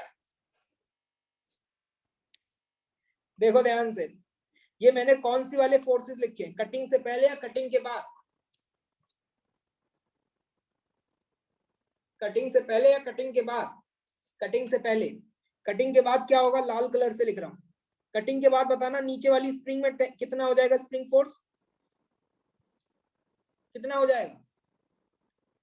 ये 3 mg रहेगा, ये 0, क्योंकि जो कट गया वो निपट गया। और ये तो अभी भी क्या रहेगा? 6 mg, क्योंकि स्प्रिंग है। सवाल खत्म हो गया है। मुझे नहीं लगता कि अब इसके आगे मुझे करने की जरूरत है। देखो तुमने क्या गलती करी है। ए ब्लॉक का फ्री बॉडी डायग्राम बना लो। ए ब्लॉक पे ऊपर लगेगा स्प्रिंग फोर्स, नीचे लगेगा mg। टेंशन तो है नहीं, 0 हो चुकी है। ऊपर वाला फोर्स माइनस नीचे वाला फोर्स डिवाइडेड बाय मास। मेरे हिसाब से एक्सेलरेशन आ गया इसका 5g in the upward direction. अभी भी कुछ लोग गलत आंसर दे रहे हैं। 5g in the upward direction. अब आ जाते हैं बी ब्लॉक पर। बी ब्लॉक का फ्री बॉडी डायग्राम बनाओ। 2m मास, देख लेना क्या गलती करी है। bm के नीचे क्या लगा हुआ है? इसके नीचे क्या लगा हुआ है? स्प्रिंग। जल्दी बताओ, स्प्रिंग फोर्स कितना होगा? 3 mg। और इसका ग्रेविटेशनल 2 mg। ऊपर थी टेंशन, लेकिन टेंशन क्या हो गई? 0। टेंशन क्या हो गई? 0। बताओ जल्दी से, नेट फोर्स नीचे के डायरेक्शन में कितना है? 5 mg डिवाइडेड बाय 2m। मेरे हिसाब से बी का acceleration 5g by 2 in the downward direction आ रहा है। 5g by 2 in the downward direction आ रहा है। क्लियर? बहुत बढ़िया। सी पे आ जाओ। सी पे, सी पे बताओ जल्दी। सी पे बताओ जल्दी से, क्या हो रहा है सी के साथ? 0 आएगा, 0। सी को बेचारे को पता ही नहीं चलेगा क्या हुआ है। ऊपर किसी की गर्दन कट गई है, सी को पता ही नहीं चला। सी तुम्हारी तरह है बिल्कुल। अलार्म बजता रहे, कुछ भी होता रहे, यहाँ पर कानों पर गूंजते ही नहीं अलार्म। ऊपर 3 mg स्प्रिंग फोर्स, नीचे उसका वेट खुद का 3 mg।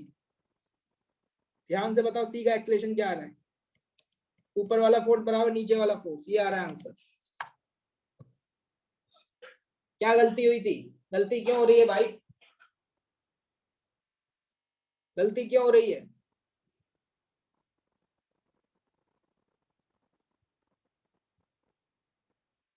इसी पे एक और क्वेश्चन दे रहा हूं। इसी क्वेश्चन में इसी का बी पार्ट है ना? बी पार्ट क्या है सुनिएगा, अब सवाल थोड़ा और अच्छा बन जाएगा।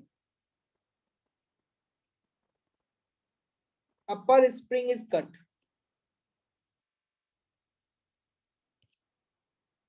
इसको कट किया जा रहा है, अपर स्प्रिंग को कट किया जाएगा।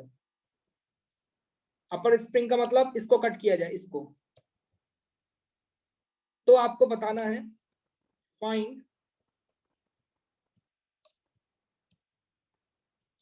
acceleration of all 3 blocks and tension in the string।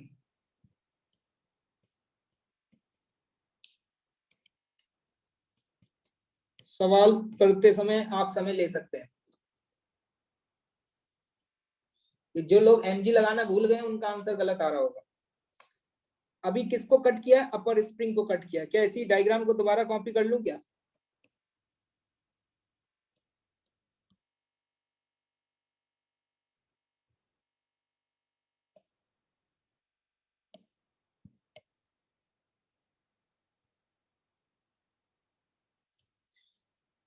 ये लो भाई, सवाल शुरू हो रहा है।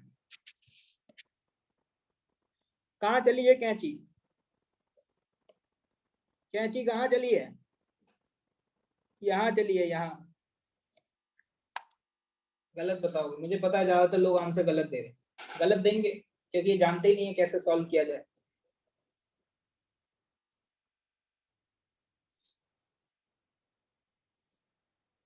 बहुत बड़े, बहुत इंपॉर्टेंट क्वेश्चन है और मुझे उम्मीद थी कि तुम गलत करोगे और तुमने गलती कर दी। अब सब लोग पेन ड्रॉप कर दें, मेरी बात को ध्यान से सुनेगा। आप लोग गलती कर चुके हो, मुझे उम्मीद थी तुम यही करने वाले हो। एक बात बताओ, रस्सी कटने के सॉरी स्प्रिंग, इसको काट दिया, जिसको काट दिया यहाँ पर बताओ टेंशन कितनी होगी? कटने के बाद यहाँ टेंशन क्या होगी? 0। यहाँ ये है बीच में रस्सी, रस्सी में टेंशन कितनी होगी? बस यही तो गलती कर दी बेटा, यही तो चिल्ला चिल्ला करके सिखा रहा था, लेकिन क्या करें, हम गधे हैं। हमें कहाँ आता है? रस्सी में टेंशन बदल जाएगी और नई टेंशन क्या होगी नहीं पता, उसको हम मान लेंगे टी। जो नया टेंशन फोर्स है वो हमें नहीं पता, रस्सी में टेंशन बदल जाएगी लेकिन नई टेंशन क्या होगी वो हमें नहीं पता, उसको मान लेंगे टी। और नीचे जो स्प्रिंग है, ये तो स्प्रिंग फोर्स रहेगा 3 mg। देख करके ये बात तो समझ में आ गई होगी कि सी का एक्सेलरेशन तो 0 हो जाएगा, क्योंकि सी के ऊपर भी स्प्रिंग है और स्प्रिंग फोर्स चेंज हुआ नहीं, तो सी का एक्सेलरेशन तो अभी भी 0 आएगा। अब देखना, ये सवाल इंपॉर्टेंट बन जाता है। ए को देखो ध्यान से, बता रहा हूं, ध्यान से सुन लेना, समय लास्ट में चल रहा है। ए का बनाओ फ्री बॉडी डायग्राम। ए पे नीचे क्या लगेगा? mg। एक तो उसका ग्रेविटेशनल फोर्स, दूसरा क्या लगेगा? टेंशन। लगेगा या नहीं लगेगा? ए का फ्री बॉडी डायग्राम क्या मैंने सही बनाया है? बताओ ए के लिए इक्वेशन क्या लिखोगे? एक बात बताओ, अगर ये स्प्रिंग कट गई तो ए नीचे जाएगा ना, तो ए नीचे जाएगा तो इसका एक्सेलरेशन कुछ होगा कि नहीं होगा?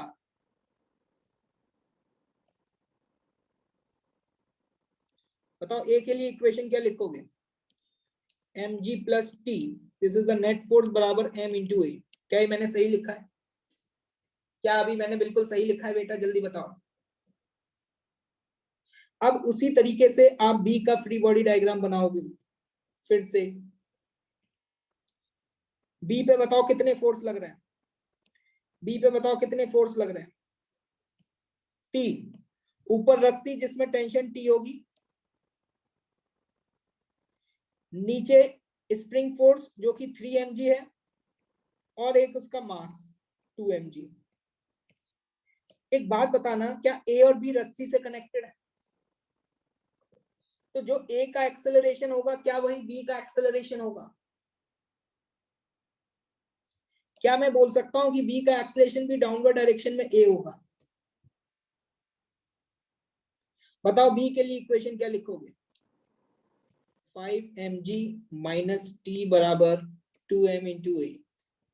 ये रही आपकी बेटा इक्वेशन नंबर 1 और ये रही आपकी इक्वेशन नंबर 2। क्या इन दोनों इक्वेशंस को सॉल्व करके यहां से एक्सेलरेशन और टेंशन निकाला जा सकता है? दोनों को ऐड कर दो, दोनों को क्या कर दो? ऐड कर दो, और बताओ एक्सेलरेशन क्या आ रहा है? 6 mg divided by 3 ma। Acceleration की वैल्यू आ जाती है 2g in the downward direction. B और ए का एक्सेलरेशन 2g होगा,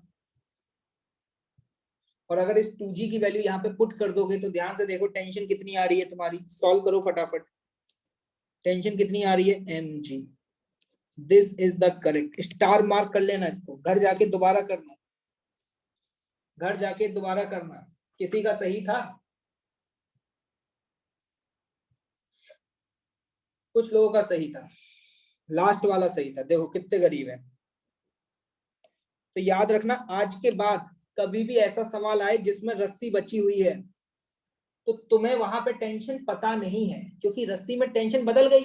अब कितनी बदली, क्या हो गई होगी, वो तो मैं नहीं बता सकता देख करके, तो उसको तो तुम टी मान लो।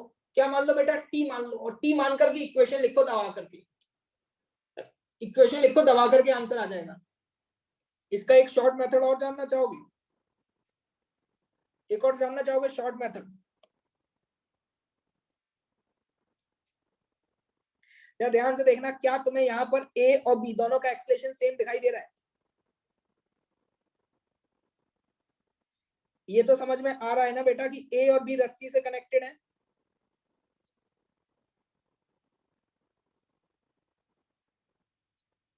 ए का मास कितना m और बी का मास 2m। एक बात बताओ, अगर दोनों का एक्सेलरेशन सेम है, क्या दोनों को डिब्बे के अंदर बंद कर दूं और इसका एक्सेलरेशन डाउनवर्ड डायरेक्शन में ए? जल्दी से बताना। इस पर दो फोर्स लग रहे हैं नीचे से, एक तो स्प्रिंग लगा रही है 3 mg, ये 3 mg स्प्रिंग का फोर्स है। जरा ध्यान से देखो, क्या दिखाई दे रहा है तुम्हें? इस पूरे सिस्टम पे बाहर से नीचे से स्प्रिंग फोर्स लग रहा है 3 mg, और एक और फोर्स लग रहा है, कौन सा? Gravitational force, that is what, वो भी 3 mg है। तो जल्दी बताओ, नेट फोर्स डाउनवर्ड डायरेक्शन में कितना? 6 mg। खत्म हो गया सवाल। एक्सेलरेशन निकालना है, net force upon total mass. Total mass 3m। क्या यहां से भी आपका 2g in the downward direction आ गया? एक्सेलरेशन इस तरीके से निकाल सकते हैं। टेंशन निकालनी है तो किसी एक ब्लॉक का फ्री बॉडी डायग्राम बना लेना। क्या ये मेथड समझ आया?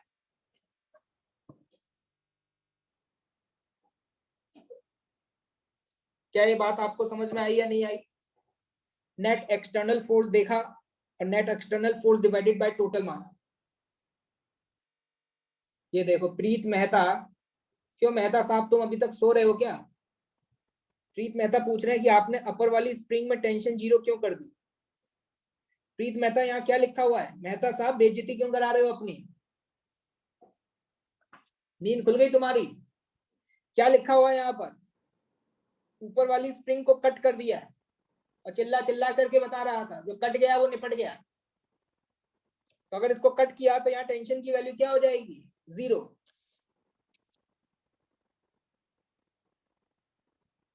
बिल्कुल, रस्सी अभी भी टाइट रहेगी। यस ऑफ कोर्स, अभी भी टाइट रहेगी। क्या एक और सवाल करोगे? एक और सवाल दिया जाए? चलो देखते हैं। इसी सवाल में फिर से परिवर्तन। अरे सर क्या कर रहे हो यार, बार बार एक चीज काटते जा रहे हो। बिल्कुल इसी सवाल में अब कुछ और बचा हुआ है काटने के लिए। तुम बताओ क्या बचा हुआ है? तुम बताओ जल्दी से, क्या बचा हुआ है जो अभी तक नहीं कटा है?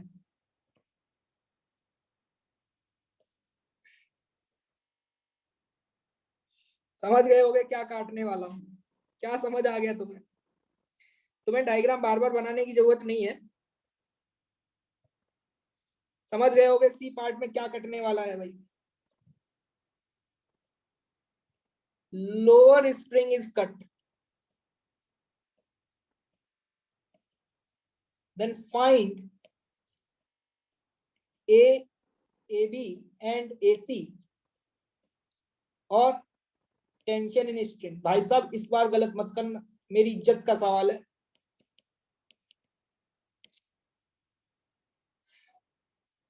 मेरी इज्जत का सवाल है भाई। इस लेवल पे फिजिक्स पढ़ा रहा हूँ कि मेरे आस पड़ोस में जो कबूतर वबूतर उड़ते रहते हैं ना भाई साहब, वो भी फिजिक्स सीखते हैं।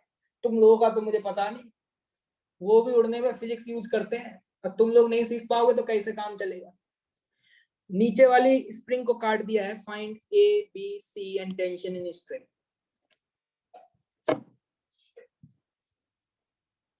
चलिए देखते हैं भाई लोगों क्या रहता है आपका।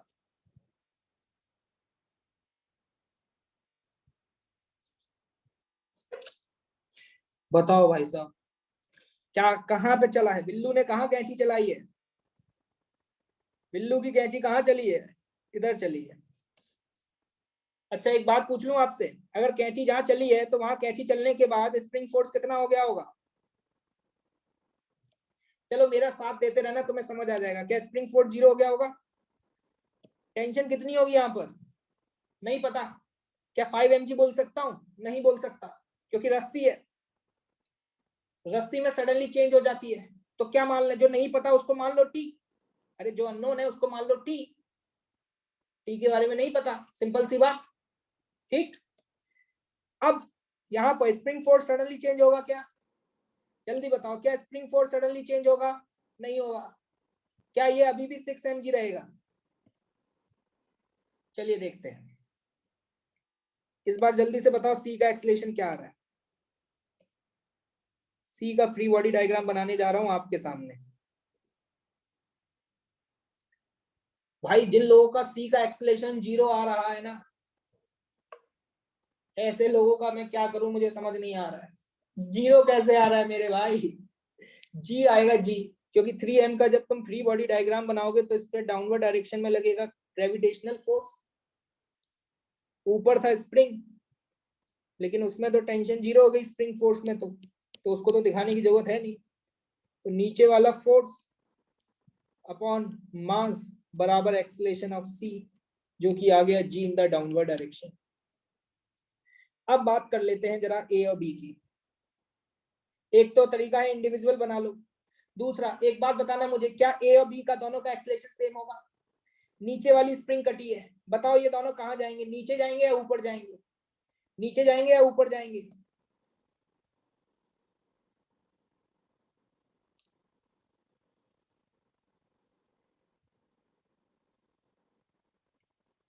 क्या मैं इस पूरे को एक सिस्टम मान सकता हूं, जल्दी बताओ।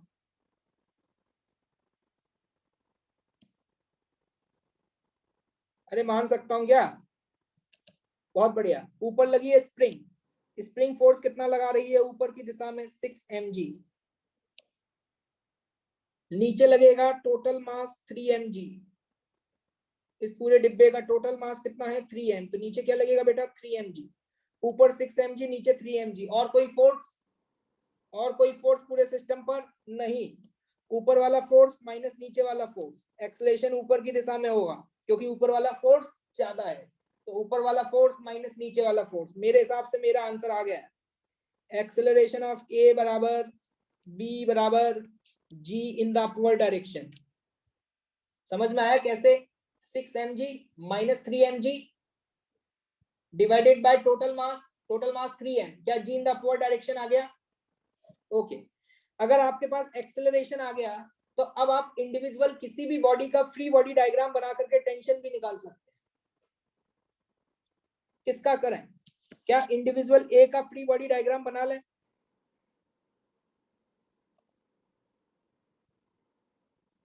ए के ऊपर 6 mg, नीचे टेंशन और ग्रेविटेशनल फोर्स, एक्सेलरेशन कहाँ आया? ए का ऊपर जी।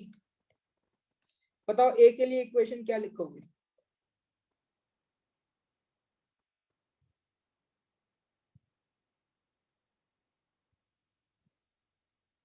इक्वेशन क्या लिखोगे? ऊपर वाला फोर्स माइनस नीचे वाला फोर्स बराबर m into A.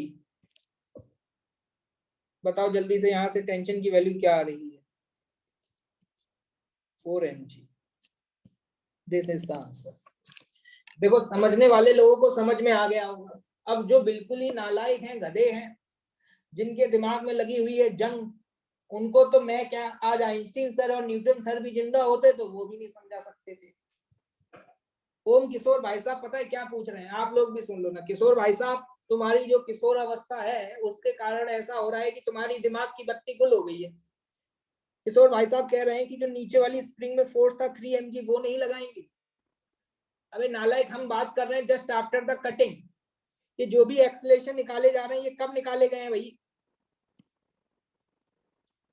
Just after the cutting निकाले गए हैं। तो कट करने के बाद तो यहाँ स्प्रिंग फोर्स 0 हो जाएगा ओम साहब।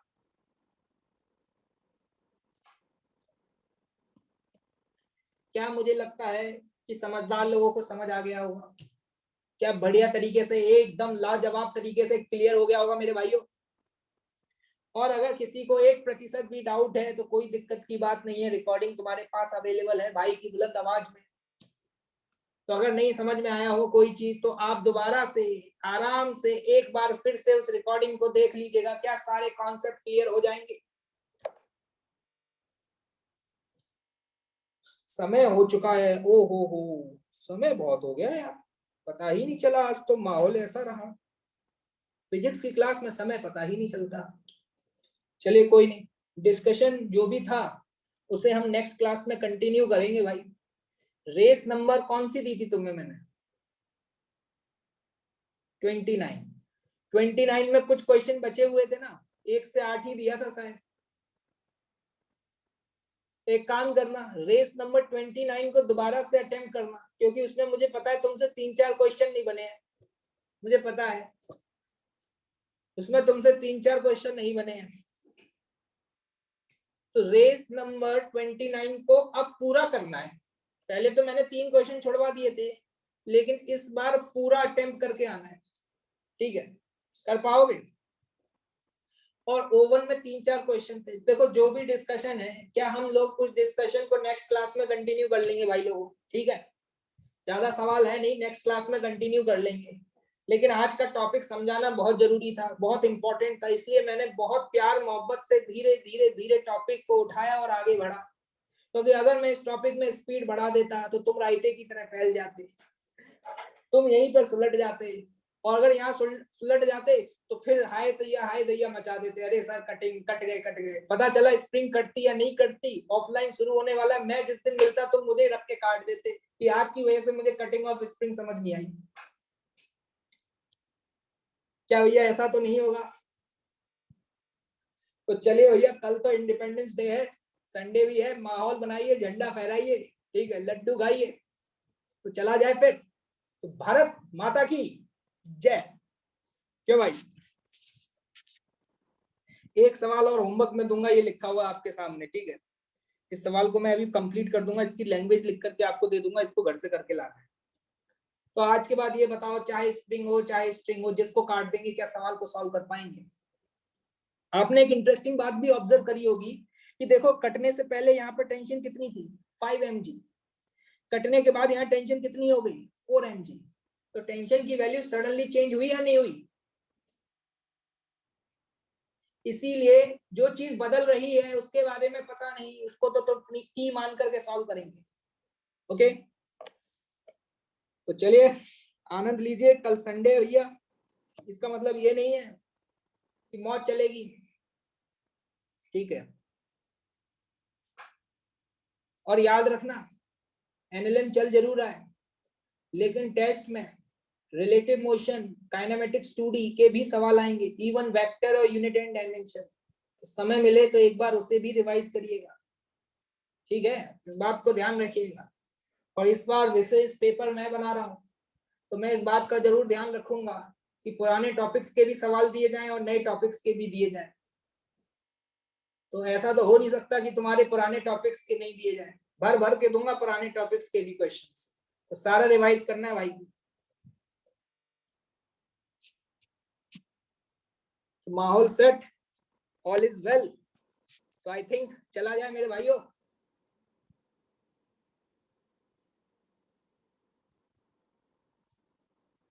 कि कुछ लोग को होस्ट पे क्यों मैसेज करते रहते हैं भाई, को होस्ट पे मुझे दिखाई नहीं देता कभी, मैसेज हमेशा होस्ट को किया करो। जो को होस्ट को टाइप करते रहते हैं ना, वो मैसेज मेरे तक पहुंचते ही नहीं है कभी।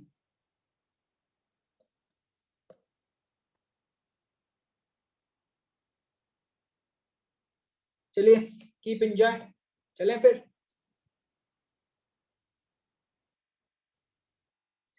एक स्टूडेंट पूछ रहे हैं कि टेस्ट का लेवल क्या होगा? अबे हलवा होगा तुम्हारे लिए तो यार, तुम कैसी बातें कर रहे हो, भाई की बेइज्जती करा रहे हो क्या?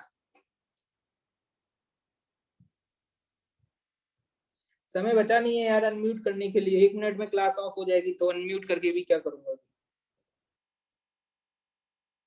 पढ़ाई करो, वेटेज वेटेज नहीं बताया जाएगा, ठीक है? ये कोई तरीका नहीं है कि वेटेज बता दो।